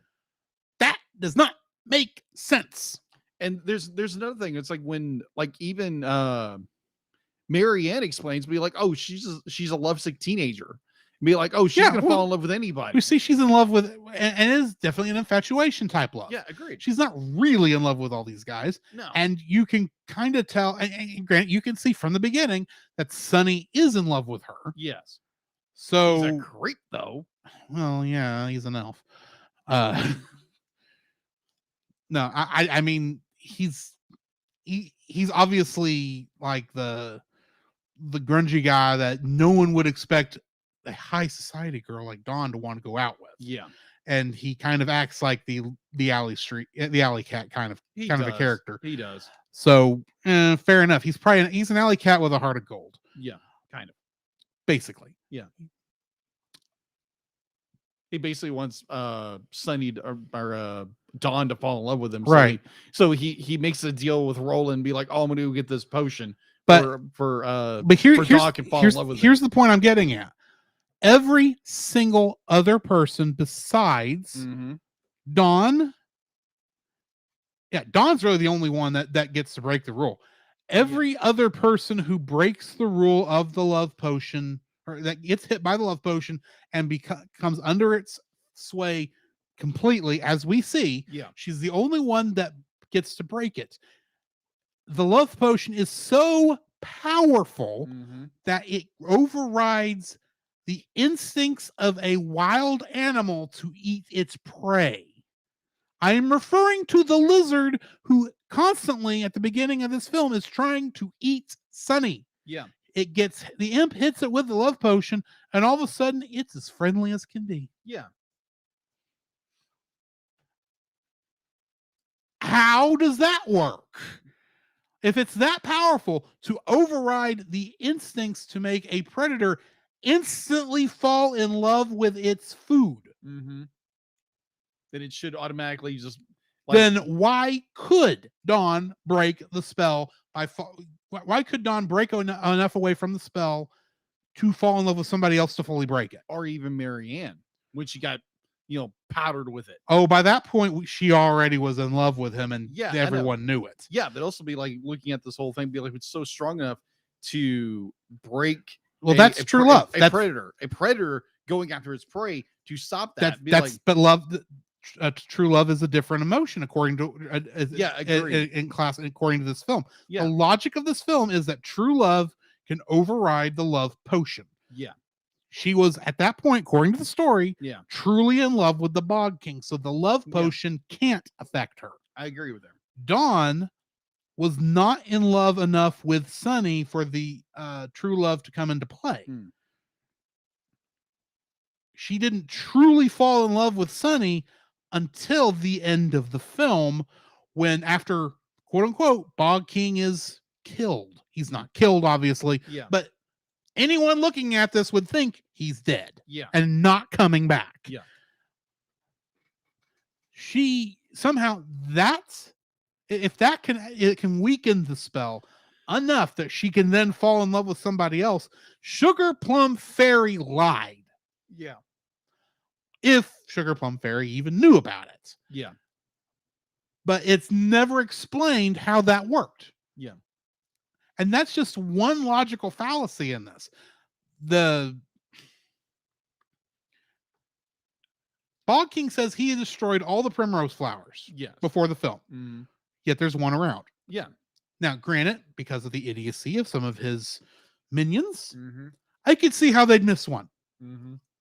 But as much against love potion as he probably was, how on earth was there any primrose anywhere around there? Agreed. That could have regrown enough in time. Granted, plants probably can come back a lot faster, and they could have already been a seed. And we honestly do not know how much time passed from when the love potion didn't work for him, because the love of his life was already in love with somebody else, truly in love with somebody else, and this point in time. But still, there's too many logical fallacies that I can't sweep under the rug. Fair. So yeah, that's my second dislike. Is it second dislike? Or is this third? No, this is second. This is my second. That's my second dislike. Too many logical fallacies. My third dislike is the exact same thing, because you have this magic system that does not work. It's very poorly, it's explained very well, but it's broken so easily, because they're like, Drew just explained it so incredibly well, probably better than I can explain it. So you have you're getting all this lore set up to how the love potion works. It's the main premise of the story, the first thing we hear about in this movie. And you have if someone is dusted with the blood, they'll instantly fall in love with each other. But if that person's heart is set towards another in true love, it won't work. But then in my mind, you have Dawn, who, like Drew said, possibly does have feelings for Sunny, thank you, is in love with Sunny, just doesn't know it. And there again, that's kind of hard when you don't realize you're in love with somebody. Being someone who is in love, it's kind of hard not to. Because obviously, Sunny is in love with her, kind of. I think he's just more of a creep. But just the way he goes about everything, he's definitely a creep. He is a creep, but I do think he is truly in love with Dawn. He just goes about it very creepily, in the wrong way. But so we're set up with this whole thing of because I think just the system itself is broken, for the simple fact that we have Dawn, who, when she gets dusted by the magic, and she falls in love with the Bog King, but then we discover later that she's actually in love with Sunny. So to me, it doesn't really work. And like Drew said, we kind of that same pattern. I think if you have a fondness or a love for somebody, even when the Bog King explains it, that it's like, yeah, I think the system itself is broke. Be like, if they would have given more of the, be like, maybe if they could have just be like, this is a very overpowering or some, I'll be like, it's just, I just don't like it. I don't like it. Mhm. Let's just break it down to more simple terms. I don't like it. Yeah, I think it doesn't work. It doesn't work. Definitely, it's broke. It's a broken system, like Drew said. So yeah, it's just broke. It's broke. It doesn't work. And be like, there are far more capable movies that use love potions. I think Harry Potter does one far better. Yeah. In book or 6. In book Yeah, 6. when it explains what happens when you conceive a child through that mess. Yeah. Oh my gosh. It's like, oh, okay. Yeah. Be like, it's very powerful. It's well thought out. Yes. And how this isn't. This is not. No, this isn't. This is more like, oh, it's his love potion number 9. Why? I'm surprised we didn't hear love potion number 9 in this. Yes, which I'm very surprised. And so in love system, and kind of a caveat to that, the characters who fall in love with each other doesn't work. Because there again, is Marianne and the Bog King. But like there again, when I first we're getting into my third dislike. Yes, exactly. We're kind of pairing off each other, which is good for co-host. Yes.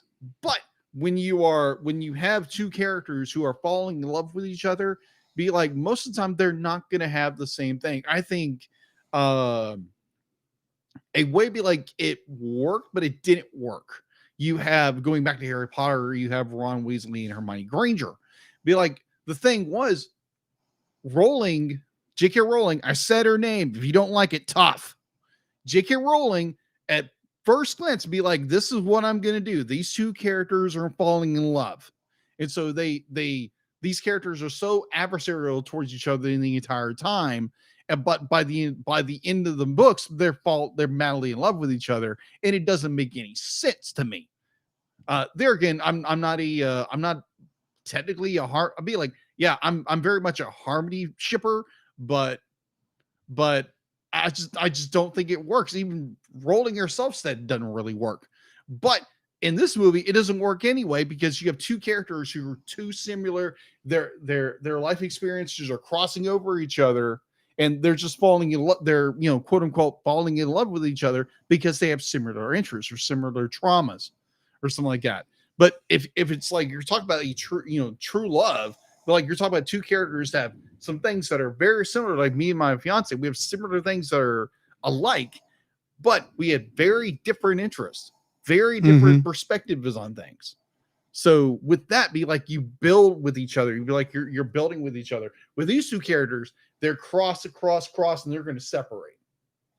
It's if we're talking fictional love, this does not work for these two characters. Like, yeah, you can have characters who fall in love with each other, but eventually they're probably going to break up because there's no real connection there. All they have is like past experiences and their hurts and that kind of stuff, because those hurts are going to bite you in the butt. So to me, the love dynamics do not work in this movie at all. So there again, broken system. That's my third dislike. Let me break it down for you. My third dislike for this film, okay, as you kind of stated, but I'm going to word it differently. Okay, is that this film doesn't actually understand what love is. Okay, it makes more sense. And I have to say it that way because this is all about this movie. The entire point of this movie is to show love. Yes, it shows. Oh my gosh, one kind of love. Yes, and that is romantic love. Yes. Here's the thing. As you stated, and I agree, Marianne and Bog King are not going to be a marriage that lasts for a long time. Right. Because all they have in common is a couple of past experiences and the fact that they have been, they both went gothic or emo, basically. Yeah, they had similar traumas in their lives. I could see that blossoming into a friendship. Yeah. Because, here's a funny thing. World, guys and girls can actually just be friends. Yeah, exactly. With each other. Yeah. friendship is not a step towards romantic and then sexual love. It does not work that way. They are different things. I am friends with Jacob's fiance, Ashley. Yeah. I have no fascinations at all, ever. Thanks. Appreciate With getting to this have the same type of relationship Jacob has with her. Right. I know that was never going to happen. Yeah. We're friends, don't get me wrong. Yeah. But I have never felt the way about her that Jacob does. Right. I have a different relationship with her than Jacob does. We all have different dynamics. Right. And the problem is, and this is actually a problem with society in general. Yeah, agree. We don't understand love and assume that all love is slowly heading towards things that are best not described on this podcast. Exactly. Because we are a family-friendly show. Exactly. So here's the thing. Dawn and Sunny, they actually, I think, are closer to the romantic kind of love because they have actually had a relationship. Yeah. That was kind of similar. I say similar in type, not in how it was acted out, as Wesley and Buttercup at the beginning of Princess Bride. Yeah. Servant and kind of master, but the master slowly falling in love with the servant, and the servant always loved her. Yes. They're not really master servant in either situation. It's just that's the easiest way I can describe what's going on. One's the boss, one's the underling. Yeah. In a sense. But that can, as time goes on, blossom into that sort of relationship, especially when a person realizes that when the character who has not been paying attention to the love blossoming between them suddenly realizes that the character that she is now falling in love with has been by her side and constant for years, and that he's really the person she's been looking for this whole time. That has happened. But so that relationship I can see. I can't see Bog King and Marianne because here's the thing. How long have they known each other? Outside of a passing from a distance, like political, professional kind of a relationship. Because I'm assuming Marianne, technically being the princess of this kingdom, has probably been a part of diplomatic functions that would have included the Bog King. Yeah, very antagonistic. Right. They have a professional relationship at best before this, and because they happen to empathize with each other, according to this film, that means they're falling in love. Yeah, agreed. It doesn't work that way. Sure, I can say they're falling in love, but the love I'm referring to here is not romantic love. It's friendship. It's commiseration over how crappy their lives, events in their lives have been. Exactly. You know, it's a funny thing. Friendship, love, the love of friends is a thing that happens. This film acts like it doesn't exist. Yeah. Because how many actual friends do we see in here? Not many. The closest, most of the friends that you see in here, they're also have other relationship. Dawn and Marianne are technically friends. They're also sisters. Yeah, they have a sisterly love. Yeah, it's between the two. Love. Yeah, that familial love. That's what you said. Yeah, familial. So they get that part. Yeah, they get the father-daughter relationship down. They get the mother-son relationship down pretty well, but they're not thinking of those as love when they are. Because in their minds, love is romance. Yeah, love is what you do to get to wedding.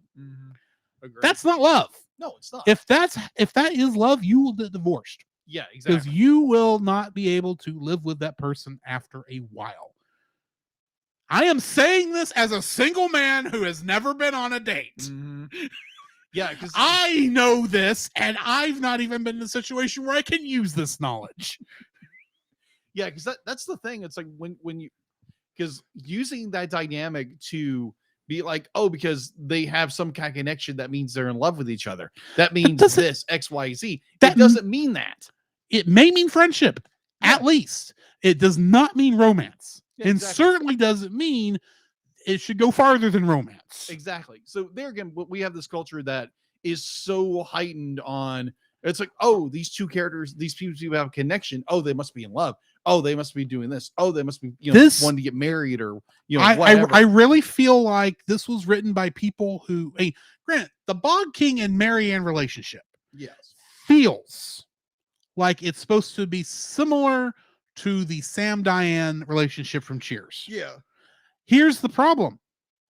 It doesn't match that relationship in the slightest. No, it doesn't. Because Sam and Diane were polar opposites who worked together for years and actually were closer to Dawn and Sunny. Yeah, agreed. Than they were Bog King and Marianne. They are just angry, and then they find someone who finally understands their thought, and they think, oh, that means it's true love. Yeah. No. Oh my gosh. No, they are friends at best. And yes, by that logic, I do mean Marianne should have been underneath the control of the love spell at the end of this. Exactly. Because I say that because I'm calling all this love because it's different kinds of love. And yes, the other part about this, logically, it doesn't say what kind of love breaks the love potion. Yeah. It says true love. It just says true love. Yeah. You know who had true love? Elsa and Anna in Frozen. Yeah, because they're sisters. They're sisters. They love each other that much. Yes. And I would like to quote a line from that movie to explain why this relationship is not going to work between Bog King and Marianne. Mm-hmm. You can't marry somebody you just met. Yeah, exactly. Thank you, Queen Elsa. So here's an and example. You thought Frozen wasn't good for anything. Exactly. So here's a spectrum from me for a guy who's now engaged with the woman that I love to death. Because there again, be like, according to Ashley, my fiance, be like, she knew I was the one, years before, because apparently women have that instinct. There again, I'm a guy, I don't understand that.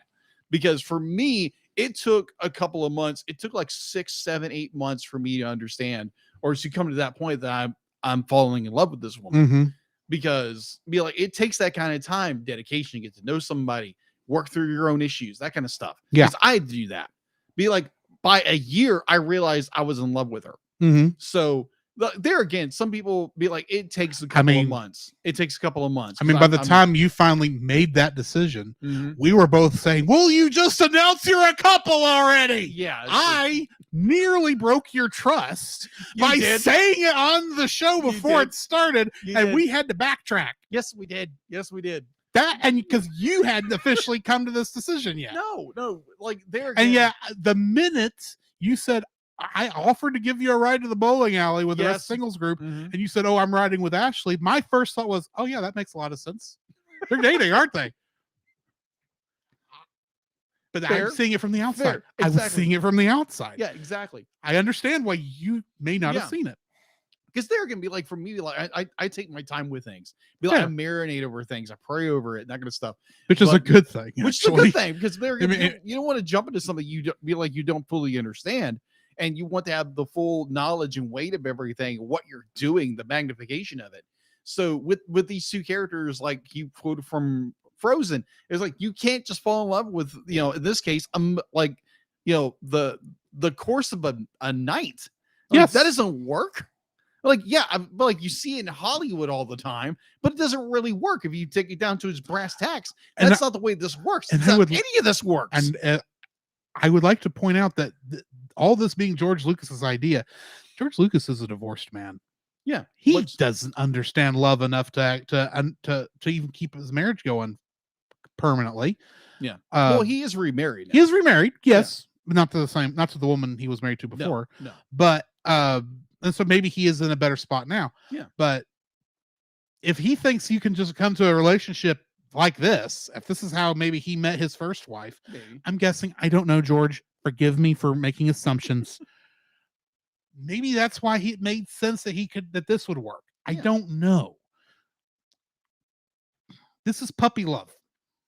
At most, yes. And puppy love doesn't stick normally unless it is able to grow. Oh my God. This movie has not given time for any love to actually grow between characters. Yes.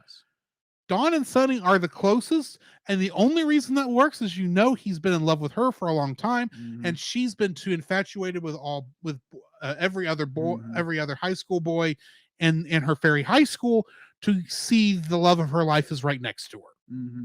That's a common enough thing. I can accept it on her. I can accept it in this time period. I can't see the fact that two people who didn't really know each other, if they had ever met at all, in one night could go from, oh yeah, I'm marrying. I have so much true love for you that a magic potion can't affect it. Yeah. Here's the thing. Back to the logic part of this. Yes. If they end up breaking up later, will the magic potion then affect her? Yeah, which is weird. Or him? That is true. We don't know. Because true love may be more powerful than the potion. Yeah. But is it really true love if you're not really in love? Yeah. Or you're just in fact. How do we know what between her and Bocking is not really just infatuation? Yeah, exactly. The same infatuation her sister was going through with every other boy on that because that thing. Because they have a common interest and common trauma does not mean they're supposed to fall in love with each other. I agree. Yeah, because there again, that kind of stuff can bring people together and be like, and in some ways it can be twisted as be like, oh, I'm falling in love with her, I'm falling in love with him.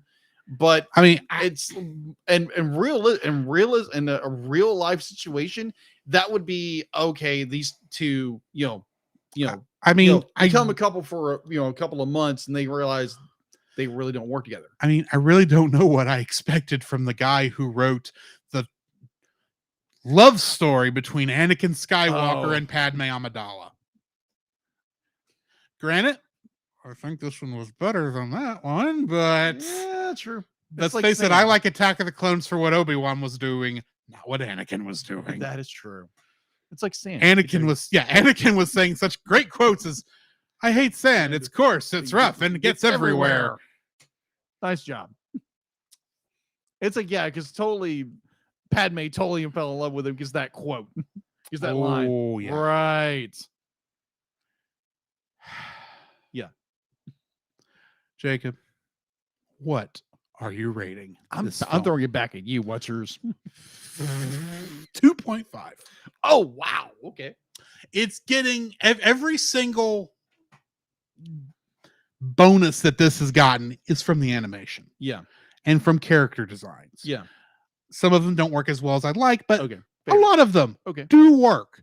And that's why it's gotten up to 2.5. If I'm breaking it down, that 2.5 if we're just talking about character and animation, character designs and animation, the art of this, that's a 10. Okay? Maybe an 8. We'll be fair. An 8. But everything else that goes into the making of a film is just not there. Okay, fair. This would not be fixed with a live action version. It's got this, it's doing good. It's only as good as it is because of the animation. It's the only thing propping this movie up in any way. Fair. 2.5 is what I'm rating this thing. I'm going to give it a 4. Okay. Yeah, because there again, animation is done incredibly well. There are some scenes that work. I love the imp. I love the general concept of a lot of things, but it's all executed poorly. There again, the romantic program, the system of how they describe love doesn't work. The magical system doesn't work very well. Just there again, I think this script could have used another pass or two to flesh the story out a little bit more and actually make you want to actually root for these characters instead of be like this puppy dog love. Oh, we have common interest in trauma. Oh yeah, we're definitely meant for each other. No, that's not the way this works. Love does not work that way. Love is very much, you're willing to die for each other. And these characters are not willing to die for each other. This is be like puppy love, teenage love in a nutshell that does not work. Now, granted, I've seen relationships where two people fell in love when they were in middle school and they're happily married now with kids and careers and the whole bit. Now, granted, this was a relationship took years and years to work, that to where they are now. Yeah. Not a fortnight. And we don't mean the game. No, we don't mean a fortnight. Just the course of a moon setting. Yeah, these characters I don't love. Like, just the dynamics don't work and everything. So yeah, it's a 4. Be like it gets a 4 because the animation and a lot of the cerebral. Am I saying that right? Yeah, close enough. Cerebral things that are going on around it, but everything else doesn't work. So yeah, it's a 4. All right, that brings us to the end of this movie. Yes. Next month is Halloween. Spooky month. Yeah, spooky month. We never really came up with a name besides Halloween. It's Halloween month or spooky pretty month. much. Yeah. And we are staying in the realm of Disney, technically, but going back to the classics. Yeah, very much classic. I threw this one on here and it was like, ooh, I wasn't. Now, granted, only half of this is a horror film. Yeah. This is a spooky film. Yes. That being the Headless Horseman. Yes. Half. Yes. Yeah. The Adventures of Ichabod and Mr. Toad. Yeah. I know both of these stories. Yes. But I don't remember what Mr. Toad's half is about. I don't know either. So we will find out. Probably, much like we did with Fantasia, we'll probably review both like semi-separately. Maybe. We'll discuss that after the fact. But yeah, join us next week for that. In the meantime, we're going to jump into the intermission. On the other side, we will be talking about what we've been watching. And the news.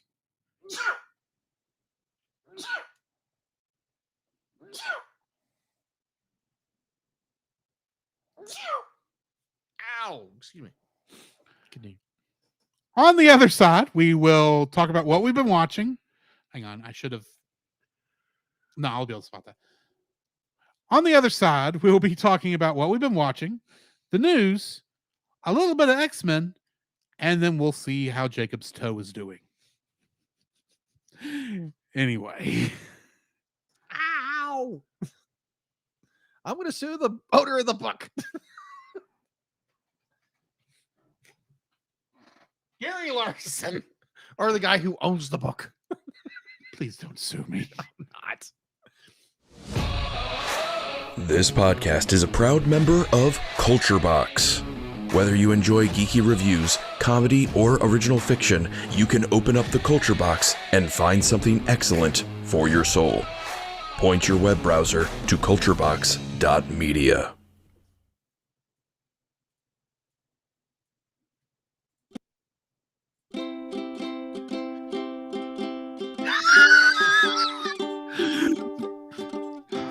I'm sorry. Hang on.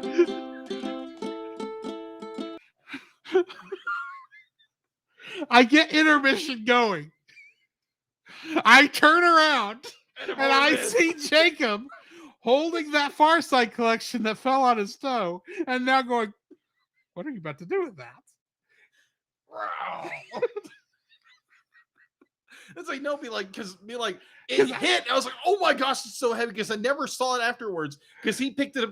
I got it out of the way. So I turned around and saw it. And I was like, wow, that's pretty big. I tried to pick it in first. Yeah. Like, oh my gosh, this is heavy. I was legitimately worried about your toe after that happened. This thing is huge. Oh my gosh. Yes. It's full of volumes. 2 volumes. Yeah, 2 volumes. Like big, heavy stock books. I'm like, oh my gosh, this hit my butt. Which is why I felt bad and why I said, yeah, exactly. Those are not staying there. No. Over the course of the week. How? But yes. I don't know where I'm putting them, but I'm going to take everything off this bottom rung. Yes. Because I mean, like, I think Calvin and Hobbes at one point hit my foot at one point. Yeah, but you didn't react to that one because it didn't land squarely on your toe. No, because this behemoth of a collection went down on my little toe, and I was like, how? The toe hurts a little bit, because there I'm again, so sorry, dude. No, you're good, because at one point, kind of a very small story. Very small story back in the day, like years ago. It feels like last time now. So we went to I was a shepherd. They called them shepherds at a preteen camp for 5th to 6th graders, whatever. And so I'm walking around this 100-foot slide, very impressive.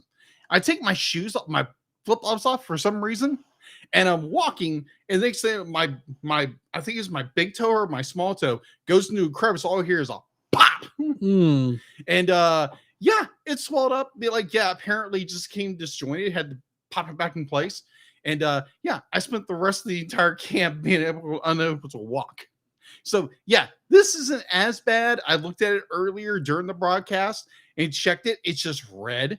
Thankfully, there's no purples or blues. Yeah. Because there again, I think it's going to be fine. I think, but yeah, this behemoth of a collection. Well, I mean, smashed my toe. If it's just sore, you should be fine. Yes. If it actually by now, if it was broke, you'd know. Yeah. Yeah. Okay. So yeah, let me put this behemoth down. Oh my Why I put it over there? Oh my gosh. Okay. Go for it. Make sure the volume is where it needs to be. Okay.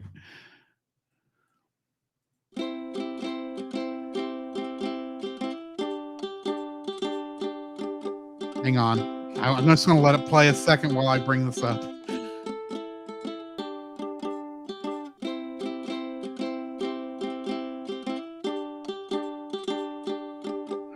Here's culture.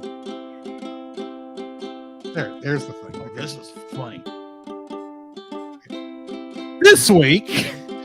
This week we are suggesting that you go check out the Retro Rewind podcast. On the every other week, you can join the Retro Rewind podcast as we travel back 15 or more years along the entertainment space-time continuum in their mission to review movies and games, assuming they can ever escape whatever it is Jared's doing to them now, establishing what is still worth your time today. Enjoy fun banter and trivial insights from Francisco, Paul, and a rotating group of guest hosts who are all out of time. Hi, Roy. Cel Cast also would like to thank the following patrons: Ashley and Francisco Ruiz, Roy, PaulJPowers.com, and Book of Gaming. If you want your name read on the show, uncut episodes of the podcast, plus special art from Jacob, please donate to us on Patreon.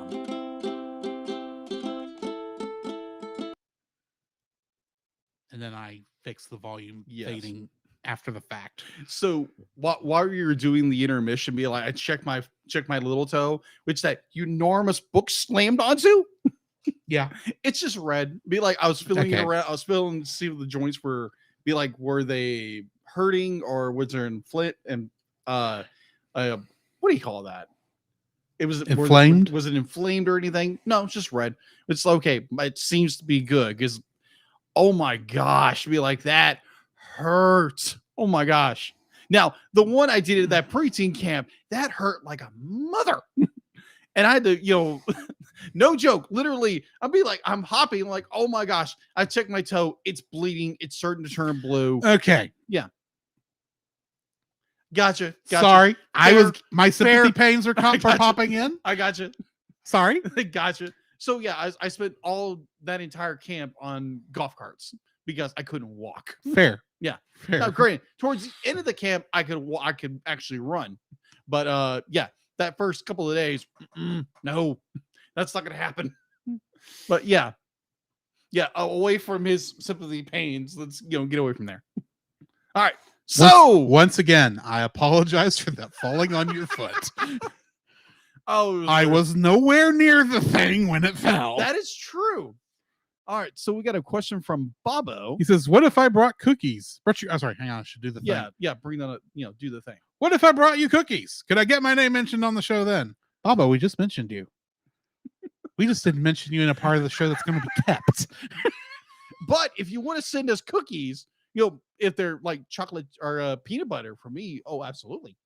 Just please go very light on the poison. Yeah, exactly. And chocolate. Because this guy has slight reactions. Bark, yip, yip. He says, "Aha, my plan worked." I got a shout out. Well, kind of. Kind of. Bear in mind, this is the Patreon side. So if you're not a patron, you're not going to get to hear this. All right. Are you ready to jump back in? Yes. Well, my toe throbs in agony. Yeah, it heals. Or as some people will just suck it up. You're fine. It's a flesh wound. You're welcome, Roy. Yes. All right. Jacob, I've got a question for you. What have you been watching? Okay.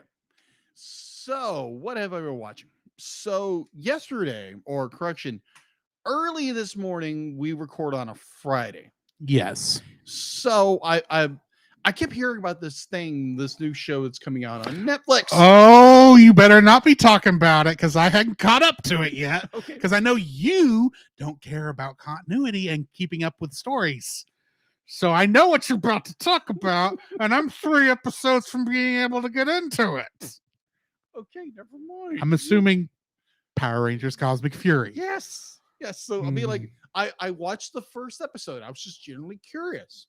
Because there again, 30 years of Power Rangers. Yes. And I, grew up watching Mighty Morphin Power Rangers and watched quite a bit of it. And I think the last time I really watched anything of Power Rangers was I think it was Dino Thunder, I think. Well, if you don't count Once and Always. Yeah, Once and Always was interesting. I watched it. And I don't think I ever released that episode. What?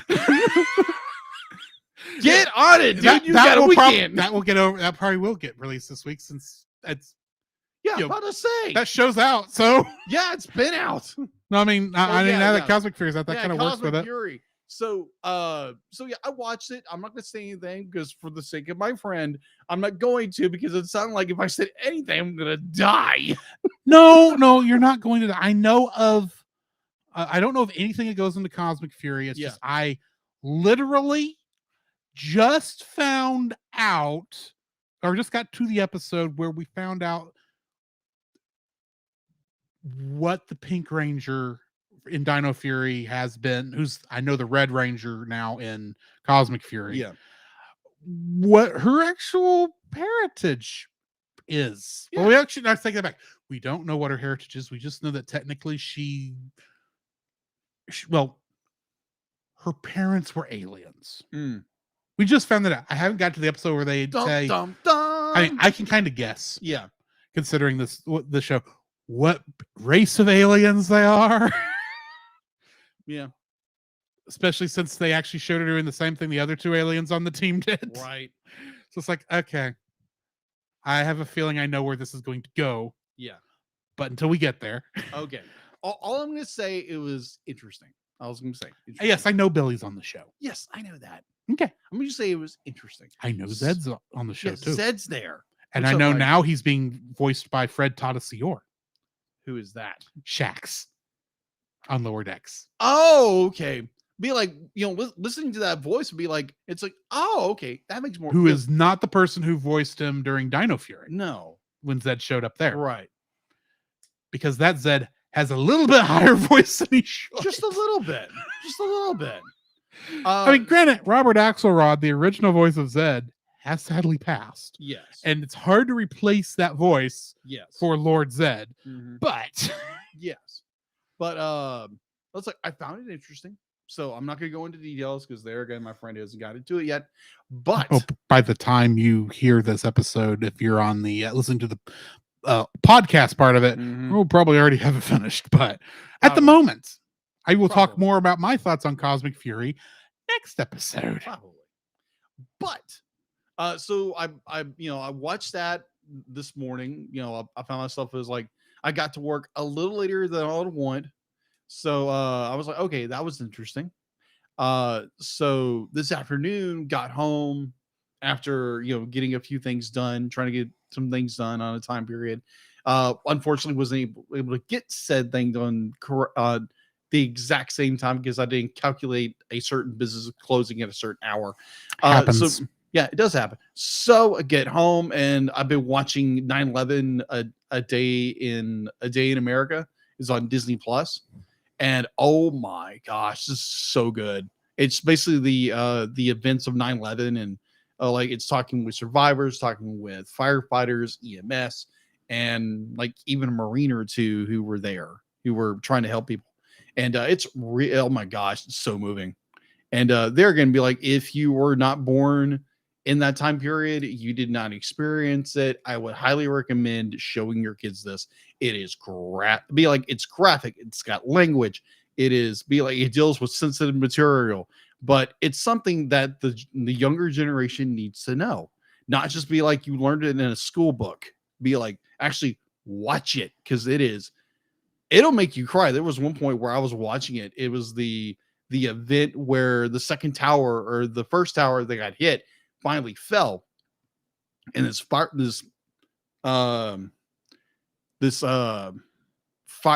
group, or this company of firemen were escorting a woman down the stairs, and they got to like the second, third floor when the towers fell, and their little stairwell wasn't intact. And it really heartwarming, because they were able to get her out and, try to be like, you're gonna be okay, you're gonna be okay.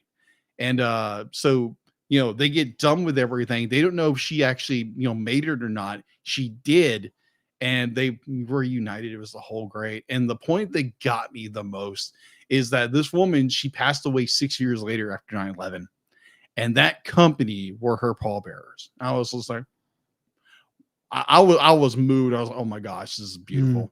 But yeah, just like the story of 9/11, if you were not born in that era, go watch this for your own education, for your own historical understanding of what went through.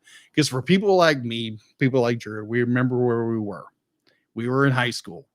Be like, you can ask the generation before us where they were when like JFK got assassinated, or when Challenger blew up, or something like that. Be like, it's those monumental or Columbia, for that matter. Or Columbia blew up. I know where I was. Yeah. I was dead asleep. Yeah, and it did not wake me up. It woke me up. Well, granted, it was more over you than it was over me. So True. I literally thought, it's like, oh my gosh, either be like that was a bomb or a shuttle blew up. It was the latter. But yeah, it's one of those like defining moments in a generation. And I'm kind of afraid that later on people are going to politicize it too much, to be like this XYZ, and people need to learn their history, because if you don't, you're doomed to repeat it. So yeah, learn your history, people. I'm almost done with this. It's beautiful. It's so well done. And props to National Geographic, who did this a couple of years ago. And yeah, go watch, because if you don't know about 9/11, all you know is what people have told you. Go watch it. It's gut-wrenching, because you need to learn it. So yeah, that's my little history rant for the day. So yeah, that is all I've been watching. That's all you watched all week? Yeah, because I had no time in between, far as I knew. Unless you're remembering something I don't remember. No, I don't. I was just thinking it. Well, I've had weeks like that. Yeah, so exactly. Fair. Yeah. What I've been watching this week, as I mentioned earlier, I've been watching Power Rangers Dino Fury. Of course. At the beginning of this week, I was on episode 4. I was in the middle. I was debating, can I watch episode 20 before you get over here? And then you knocked on the door. In fact, episode 20 of season 2 was playing because it was autoplay, and I hadn't decided if I was going to let it go or not. Yeah. I kind of was just watching till you showed up. That's what I heard. Yeah. And it's like, oh, and Jacob's here. Okay. Open the door, shut the PlayStation off, get ready to finally, and everything's all set up to record. So that brought up the question. It was like, what in the world was he watching when I walked in? It was like, oh, okay, he was watching Dino Thunder. I was watching Fury. Dino Fury. Dino Thunder is a different show. That is true. Too many Dino shows in this. Too many Dino shows. 4. Only 4. Mighty Morphin season 1. Yeah. Dino Thunder. Dino Charge. Yeah. Dino Fury. Yeah. 4. Okay, 4. Okay. Oh, okay. So that reminds me, just like really quick, is be like, I sent him an Instagram reel that I saw like a couple of months ago. Because be like, they're doing Cosmic Fury and the whole bit. So apparently someone created a reel where they use the original Sentai footage for what would have been Cosmic Fury, and it is, the way they dub it is absolutely hysterical. Yeah, because Cosmic Fury is not using the suits from the show. They are technically adapting. Yeah. They only want your swords. What am I, what am I not cosplay enough? What am I not fury enough? Oh, Love it. Love it. That one. I love it. have not watched the Sentai it's based on, but it's one I want to. Okay. Because it looks great. From the beginning, 9 Rangers. 9? 9. That is crazy. Yeah. That's that's the primary reason they did not adapt the suits. Because they only had 10 episodes. You can't do a story with 9 people in 10 episodes. No. 9 main characters. Definitely in this writing There's style. going to be 6. Yeah. 7. Sorry. 7. I forget. Because they added one to the Dino Fury team. Gotcha. Anyways. Anyway. What else have I been watching? Yeah. What game have you played this week?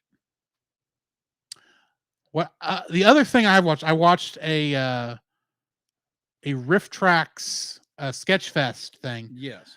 I did not include that in the 200 movie thing we're doing. Okay. Yeah. Mainly because the more I thought about it, the more I was thinking, that's not really in the spirit of the competition. Fair. I mean, he did specifically nix documentaries. I'm assuming because they're not really movies. Yeah. But docudramas would be allowed, I assume. But at the same time, and this does not really have a story. Yeah. Because it was literally just a bunch of shorts that they reacted to. True. One of them, I am curious if your girlfriend ever watched it, and what she would think about it, because it's literally how to set up a kindergarten room. Oh.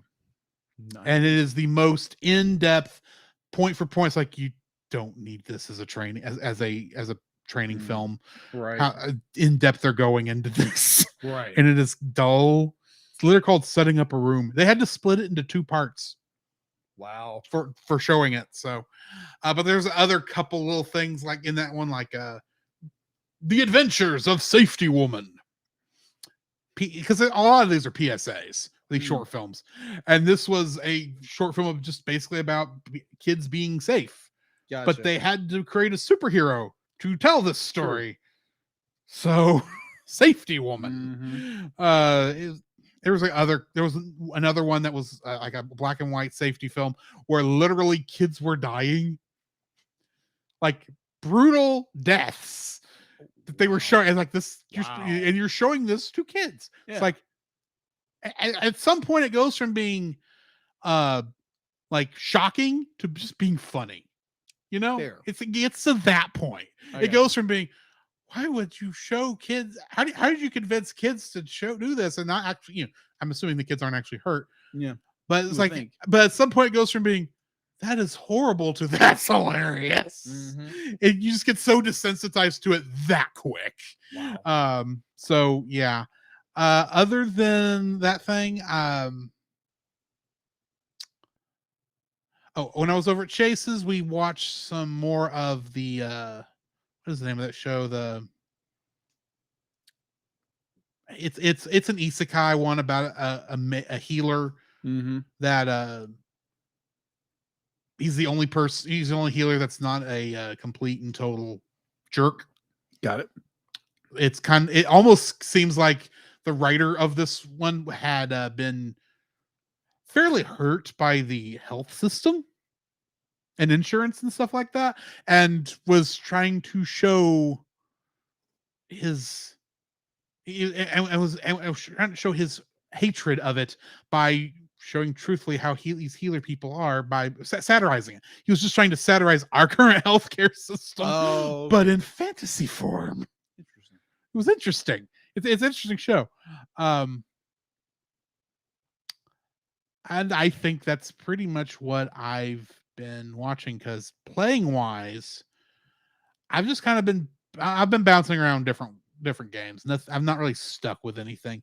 I can tell you next week I will be playing Final Fantasy 14. I'll tell you that right now. But other than that, got it. What do we got in the news?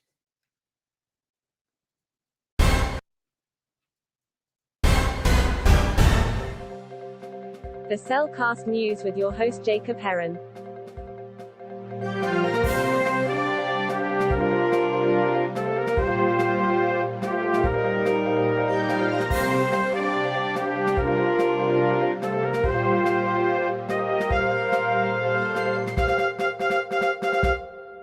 Why, thank you, Deeply. And going into the news, so DreamWorks Animation announced today on September 28th that is adapting.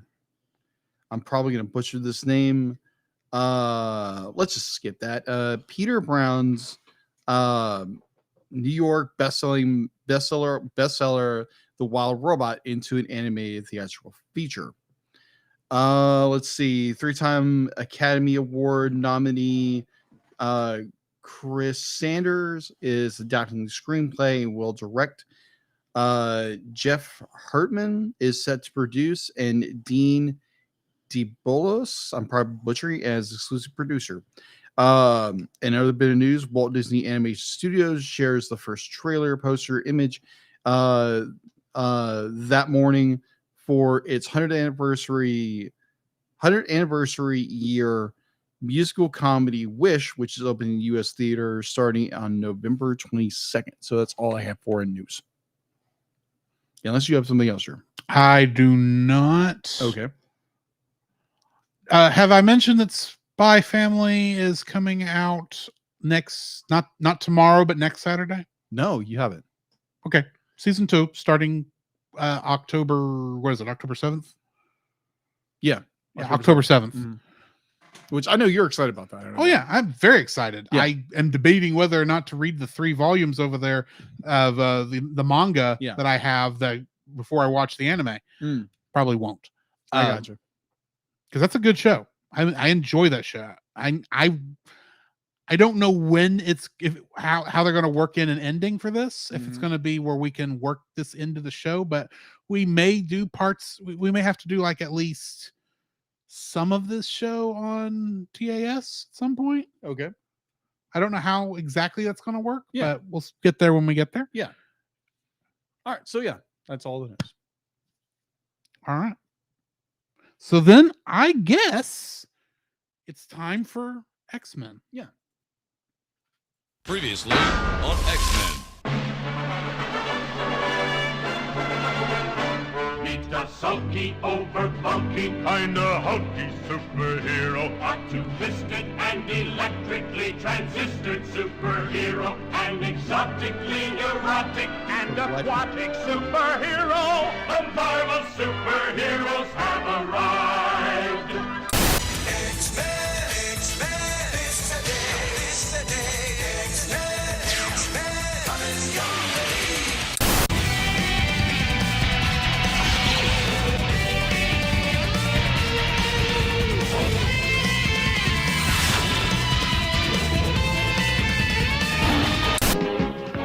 Spider-Man and his amazing friends, Iceman and Firestar.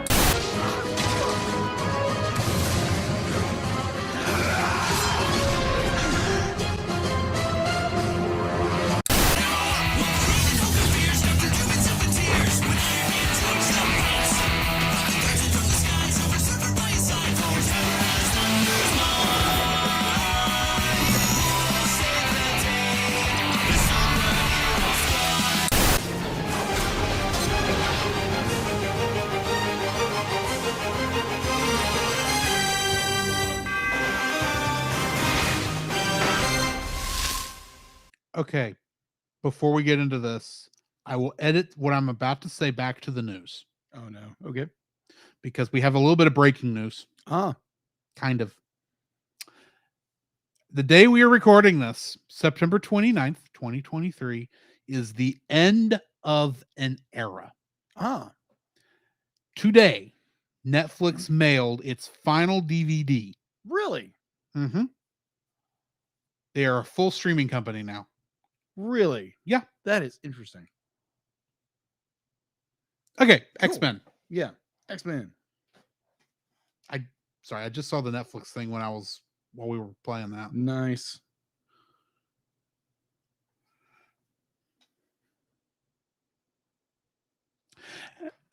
Beyond Good and Evil, Parts 1 and 2. And like you, I forgot to get when this episode aired. That's too funny.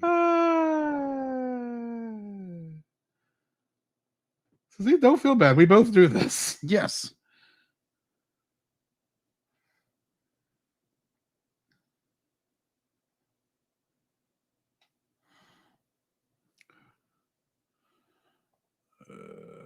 Episode guide. I know it's season 4. On this thing, it's season 4. Okay. Beyond Good and Evil, Parts 1 and... Hang on, delete. Beyond Good and Evil, Parts 1 and 2, originally aired on September 4th, 1995, and November 11th, 1995, respectively. They're directed by Larry Houston and Fred Miller, and written by Steve Cuden and Jan Strnad. Strnad. Strnad. That's probably Don't get me the line. True. In these episodes, in the year 3999, Apocalypse steals Cable's computer and time travels to the past in order to end his struggle against inferior mutants permanently. The next phase of Apocalypse's plan begins. He targets and abducts the most powerful psychics in the universe. Guest characters for this one, and boy, are there a lot. Mm-hmm. Philip Aiken as Bishop, Lawrence Bain as Cable, Chris Britton as Mr. Sinister, John Colicos as Apocalypse, Dan Hennessy as Ruckus, Stephen Wamette as Bender and Archangel, Mark Strange as Forge, Kay Tremblay as Shard, Rod Wilson as Gorgeous George, Jennifer Dale as Mystique, Richard Epcar as Gladiator, Don Franks as Sabretooth, George Murner as Magneto. I am Magneto, master of magnet. Camilla Scott as Lalandra, and lastly, Tasha Sims as Psylocke. Getting into the trivia for these 2 episodes. The license plate of the wedding car reads Slim. Cyclops' nickname, apparently. Oh, that makes sense. I don't know who calls him that, but okay. Beast quotes from dramatist John Ford's The Broken Heart and composer Gilbert and Sullivan's The Mikado in this. This is the first aired X-Men episode of season 4 to feature speaking appearances for every member of the X-Men. None of the X-Men, however, wear their usual costumes. True. Professor Xavier mentions that Scott and Jean were his first 2 students. Is that maybe correct? in this universe? Because in the original X-Men comic, Jean was just joining the X-Men, and already on the team were Cyclops, Archangel, Iceman, Beast, before he got blue fur. Bluey. And I think that's it. Yeah. Yeah. So just putting that out there. Gotcha. This is the episode has the debut of Psylocke and her regular name being Elizabeth Betsy Braddock. Magneto actor David Himbley. I noticed that in this episode. He was played actually by George Murner. After spotting Archangel, Shard indicates that he will one day join the X-Men. Because Archangel's story is being reversed in this continuity. Yeah. Because it's the fact you look at the flashbacks, there's Angel, but because they're going to be like same character as Archangel. We saw him when Apocalypse turned him into Archangel. Yeah, exactly. So why in the world do they play? Because we see in flashbacks, even in this freaking season, where Archangel is obviously an X-Man, but Well, in all fairness, Shard does say he will join the X-Men, or he will be. He is one of the. He'll be one of the X-Men. But who is he working for now? True. And granted, he was not Archangel until after his deal with Apocalypse. So, I mean, kind of that makes sense because he was Angel before that. True. Although he does wear his Angel outfit in this, except he still has this blue skin from Archangel. So, and his strange metallic wings that kind of just sit on his back like a backpack. Yeah. In this. But yeah, anyway, what are your thoughts on this episode? These episodes. There again, we get into the triangle between Wolverine, Scott, and Jean Grey. Yes. And you get where Wolverine obviously he's bummed out, be like he's kind of like he's the he is in love with Jean. He is in love with Jean. Agreed. He is in love with Jean. And you get this, you get Bishop. It gets thrown into this like temporal, well, I want to call it a temporal loop, but it's not. I don't know what it is. Yeah, it's like a junction point. Right. And this character Bender is there. Gosh, Bender. And I'm like, what is with this dude? I keep thinking, was he voiced by Bobcat Goldthwait? Maybe that's what he sounds like. I'm sorry. When you tell me Bender, I'm thinking the one from Futurama who wants you to bite his shiny metal posterior. Yeah.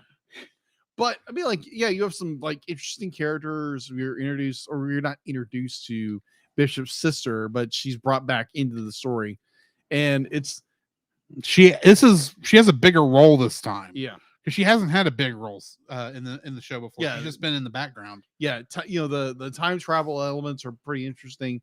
There again, it's 90s time travel, so it's always gonna be weird. And the forward of this is like, oh, we're gonna remind you again what Bishop did in the first time he showed up, to save a younger Xavier that would change. No, not the first. Oh yeah, Bishop. Yeah, sorry. Yeah, Bishop. I was thinking Cable. It's like no. First time Cable showed up was randomly on Slave Island. Yeah, exactly. Exactly. And then that is weird because they go back. Then they retconned him. Yeah, they retcon him. It's like, okay, who is he? Because they're again like even that same season they mentioned like, oh yeah, that's Cable. Well, what is he coming from the future for? He was a wild man from Borneo the last time we saw him. I really, really hope if this is not explained before the end of this show, that it's one of the things that they prioritized in '97 to say why Cable why there are two different versions of Cable. Exactly. But overall, I enjoyed it because there again, you get Wolverine be like, "Where's Jean?" the entire time. It's hilarious. Well, and, I did like that at the beginning before she gets captured. He as they're at the wedding reception, he cuts the cake with his claw. That was great. It hands to Scott. He says, "If you don't make her happy, you'll hear from me." It's like, well, at least that's probably the nicest thing Wolverine could say in that moment. Yeah, definitely to Scott. Yeah, but still, kudos for actually showing up and not being a angry spoil sport sulking sulking back in the danger room like he was last time. Which I was very surprised he was even there in the first place. It was like, okay, but because it would make more sense he wouldn't show up because he's so just like. Be like, I'm in love with Jean. Why is she marrying this, bespectacled dork? So I just realized we never saw what happened to Madeline Pryor after she showed up in the series. She got disappeared like a hot plate. Wait a minute. Dark Phoenix Saga. Oh, that's when they did the Madeline Pryor thing with her. Oh, and technically, it's him and Madeline Pryor that are the parents of Cable. That's right. And all Madeline Pryor is a clone of Jean Grey. By Sinister. And they dropped that plot like a hot potato. Yeah, because that would have been interesting. Like, Jean comes back, it's like, wait. Be like, then who's this? Once again, X-Men 97. Yeah. Do that. Yeah. Explain something, please. But fix your plot holes. Yes. That Saban was obviously not going to. Yes. But I enjoy it. You get the Apocalypse story where it's kind of silly. It's like it's the silly plot where Apocalypse knows that Cable and his compatriots are coming for him, and he steals his time machine, or he steals his computer, which is his time machine, and his gimmick to where he can, you know, figure out everything out. What kind of device is that? It's like it gives you the ability to do everything. Deus Ex Machina? Yeah, kind of a Deus Ex Machina kind of, you know, device. Yeah. Where he can just do everything. And it does what the plot requires. There we go. There we go. Like the time travel in this show. Yeah, exactly. It just does what the plot requires it to. Exactly. Or like hyperdrive in Star Wars. It travels at the speed of plot. True. Sorry. Yeah, let's just not get into Rise of Skywalker on that one. That's not even what I was referring to. But I enjoyed it. You get episode 1 where it's like, oh, okay, then you get, you know, Jean is kidnapped, don't know where she's gone. Sinister makes us be like, it's like, oh, she's gone into a place and, you know, so and so, such a vague way that kind of tells it somewhere in time. And then you get in this episode 2 and it's more expounded upon what Apocalypse is doing, and he's, you know, gathering all these villains to help, including Magneto, who apparently what we thought that, oh, he's just gonna be a good guy. Nope, he's still a villain. No. I never said that he became a good guy. I said the only times he actually fought the X-Men are in those 2 episodes. The rest of the time he's just another character. Yeah. He does not do any other quote unquote act as the villain from that point forward. And literally he isn't here either. Yeah. He's literally doing because be like what Apocalypse says, like, oh, I can was it Sinister or Apocalypse he's talking to? I can't remember which, but talking about like reuniting with his long lost love. I don't remember if it was Sinister or Apocalypse because it depends on who they decided to draw this time. That is true. Because they have this, I still don't know why. I know why Sinister is working for Apocalypse, but literally whoever they decide to be the quote unquote face of the story, of the villain story, seems to depend on which artist decided to draw a character. Yeah. Whether it's Sinister or Apocalypse. Yes, Apocalypse is the head guy behind this, but for a lot of us, it's like, I'm Mr. Sinister and I'm being evil. Why are you being evil? Because I'm working for Apocalypse. Why are you working for Apocalypse? He said he'd give me what I wanted. Well, you're not immortal. It's like, here it doesn't matter. What do you mean? Because I am Apocalypse and this is the center of time. The time dimension. I'm sorry. This is the time dimension. And I'm going, what time travel theory does there a dimension called the time dimension? This is Power Rangers logic. That is true. That is so true. And here's another thing.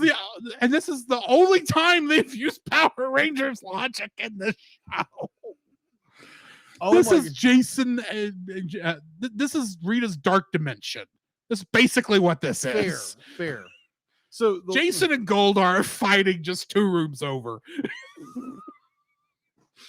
Oh, so here's the thing. Be like, you're watching this first episode, and like most of the episode, it's just like, what in the world is wrong with this animation? The animation is so funky, and like it's got like a funky monkey on its back.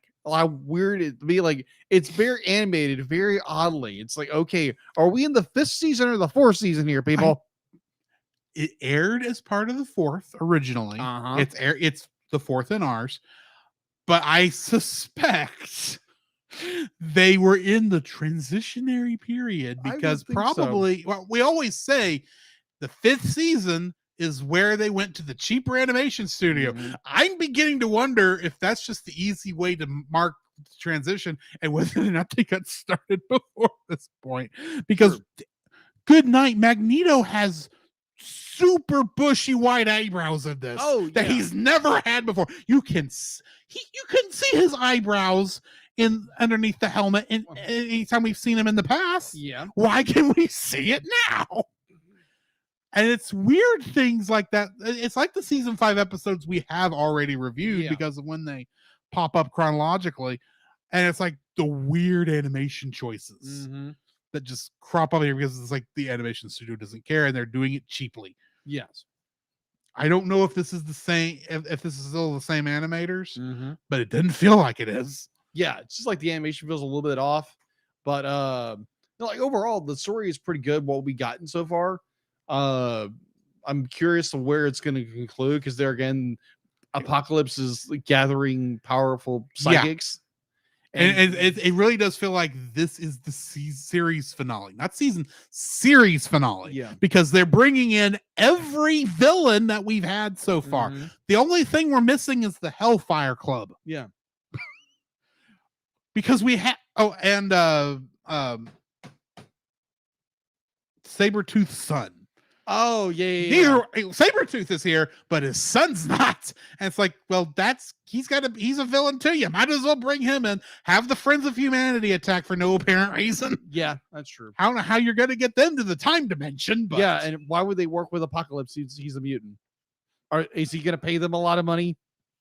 Dude, Graydon Creed Jr., whatever his name is so stupid.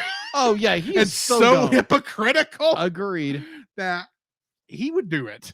Yeah, if it would get if Apocalypse is, I will kill every mutant if you help me. But aren't you a mutant?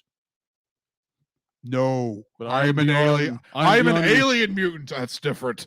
No, except he's not an alien mutant either. He's ancient Egyptian.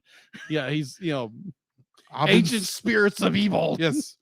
The true enemy of the modern world, ancient Egypt. Don't say that too loud. Stops is going out of your butt. I was just reminded. I used to watch a YouTuber. He wasn't a YouTuber actually, because this is when everyone was still trying to do their video stuff on other stuff before they finally all gave up and went to YouTube. It was a guy. The name is Linkara. He did this series called Atop the Fourth Wall, where he reviewed bad comics. Oh yeah, I know who this is. And he had a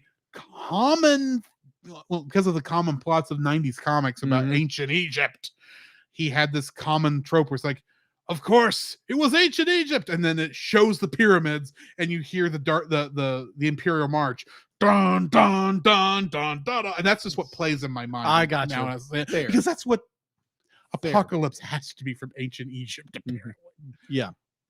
But yeah, that's he's hiding in the pyramid. I knew you were coming, Bishop. The entire time. Cable. I'm sorry. Wrong time traveler. Can you blame me? There's you can't. There's a lot of similarities. That is true between these two guys. I'm surprised Cable doesn't have an M carved into his face. Well, he's got a mark on his face. I know He's got other issues. Yeah, exactly. I'm Cable. I'm from the future. And I'm the wild man from Borneo. Which Cable are we dealing with? You'll never know. No. Pops up on the bottom, Cable's future, $39.99. It's like, oh, that one. Yeah, that one. It's like maybe it's like a distant part of himself who went into the past and just went crazy and forgot he was a time traveler. Hey, that techno virus, whatever it's called, that is his thing. Yeah, that is why he got sent to the future. I think I don't remember why he got sent to the future in the first place, because technically he was in the comics, he was born to Madeline Pryor in the normal day, then got sent in the future for some reason and came back with this techno virus that was attacking everybody. Well, like it was something to do with Apocalypse, obviously, because it's Apocalypse. Yeah. Because Apocalypse likes to mess with the Summers gene grade I'm just saying genetics. I'm just saying it will be a horrible day when Apocalypse and Thanos decide to work together. Oh gosh, because they're the same character. They are the same character. But I did enjoy that they brought in Psylocke as like they kind of just Ninja Girl. It's Psylocke. We know we all knew it was Psylocke. We all knew it was Psylocke, and they're gonna be like young boys see me like, oh, she's kind of cute. Psylocke. Oh my gosh! Granted, the only thing that would be better was Snow. What? Frost. What's her name? Emma Frost. Emma Frost. Emma Frost. I literally had someone describe Emma Frost as that character you bought X-Men comics for to see how naked they'd get her this week. This month. Oh my gosh. It was the 90s, guys. Agreed. They were not making it for kids, but kids who were reading it because the adults buying it, who it was being made for, were putting them in plastic bags and not reading them, trying to pay their way through college. Yeah. And failed miserably because if it's not rare, it ain't worth nothing. Very true. But 90s era comic book makers. Yeah, exactly. Anyways, be like, this was a good set of episodes. I'm looking forward to the next set of episodes. And so, yeah, to finish off what feels like a series finale, even though it's not even the season finale of this season. True. I was half surprised none of these ended with a cheap fire graphic or something. Oh gosh, that would painfully make. By this time, I was like, "Oh, you should be using word art." But anyway, yes. You have anything else for we cut out? No. Of here? Next week, of course, parts 3 and 4 of Beyond Good and Evil, along with Ichabod and Mr. Toad, who are beyond good and evil. I don't know. I'm joking at this point. In the meantime, this has been Drew. This is Jacob. And we'll catch you in the next frame. You're beyond good and evil. You can follow Jacob on his Facebook at Jacob B. Heron. His Facebook page, Jacob's Daily Art Corner, where he tries to draw each and every day. His Instagram at Jacob B. Heron. His Twitter at Jacob Heron. And his letterboxd at Jacob Heron. You can find Drew on Facebook at Drew Dodgen. His Facebook page, Drew's Photo Bin, to see his photography. His letterboxd page at GGeorge759. His Twitter at GGeorge759. That's my And ad. Instagram at Drew Dodgen. You can like us on Facebook at the Cel Cast Podcast. On Twitch at the Cel Cast Gaming. On YouTube at Cel Cast. On Twitter at cast_cel. That's that. The Cel Cast can be found at Apple Podcasts, Google Play Podcasts, Stitcher, Spotify, or anywhere else fine podcasts are downloaded from. Please rate and review us where you found us, and also on Podchaser. Email us at thecelcastpodcast@gmail.com. The Cel Cast is a proud member of both the Pop Americana and Culture Box media networks. For more information, please see the link in the description. Our theme song is Drop and Roll by Silent Partner. And remember, that's Cel with a single L.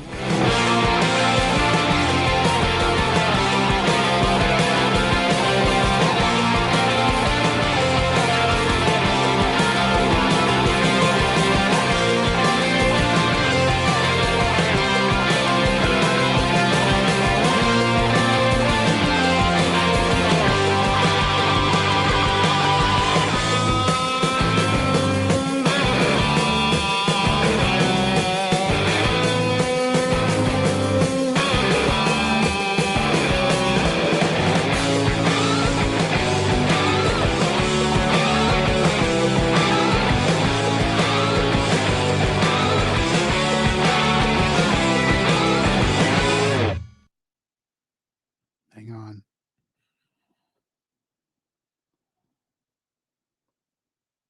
I'm trying to get lyrics up. Wise men say only fools rush in, but I can't help falling in love with you. Squawk! And that's the end of the episode. Yeah. Thanks, guys. All right. We'll catch y'all next week for a frog and a pumpkin. Yes. Head. Ow, my toe!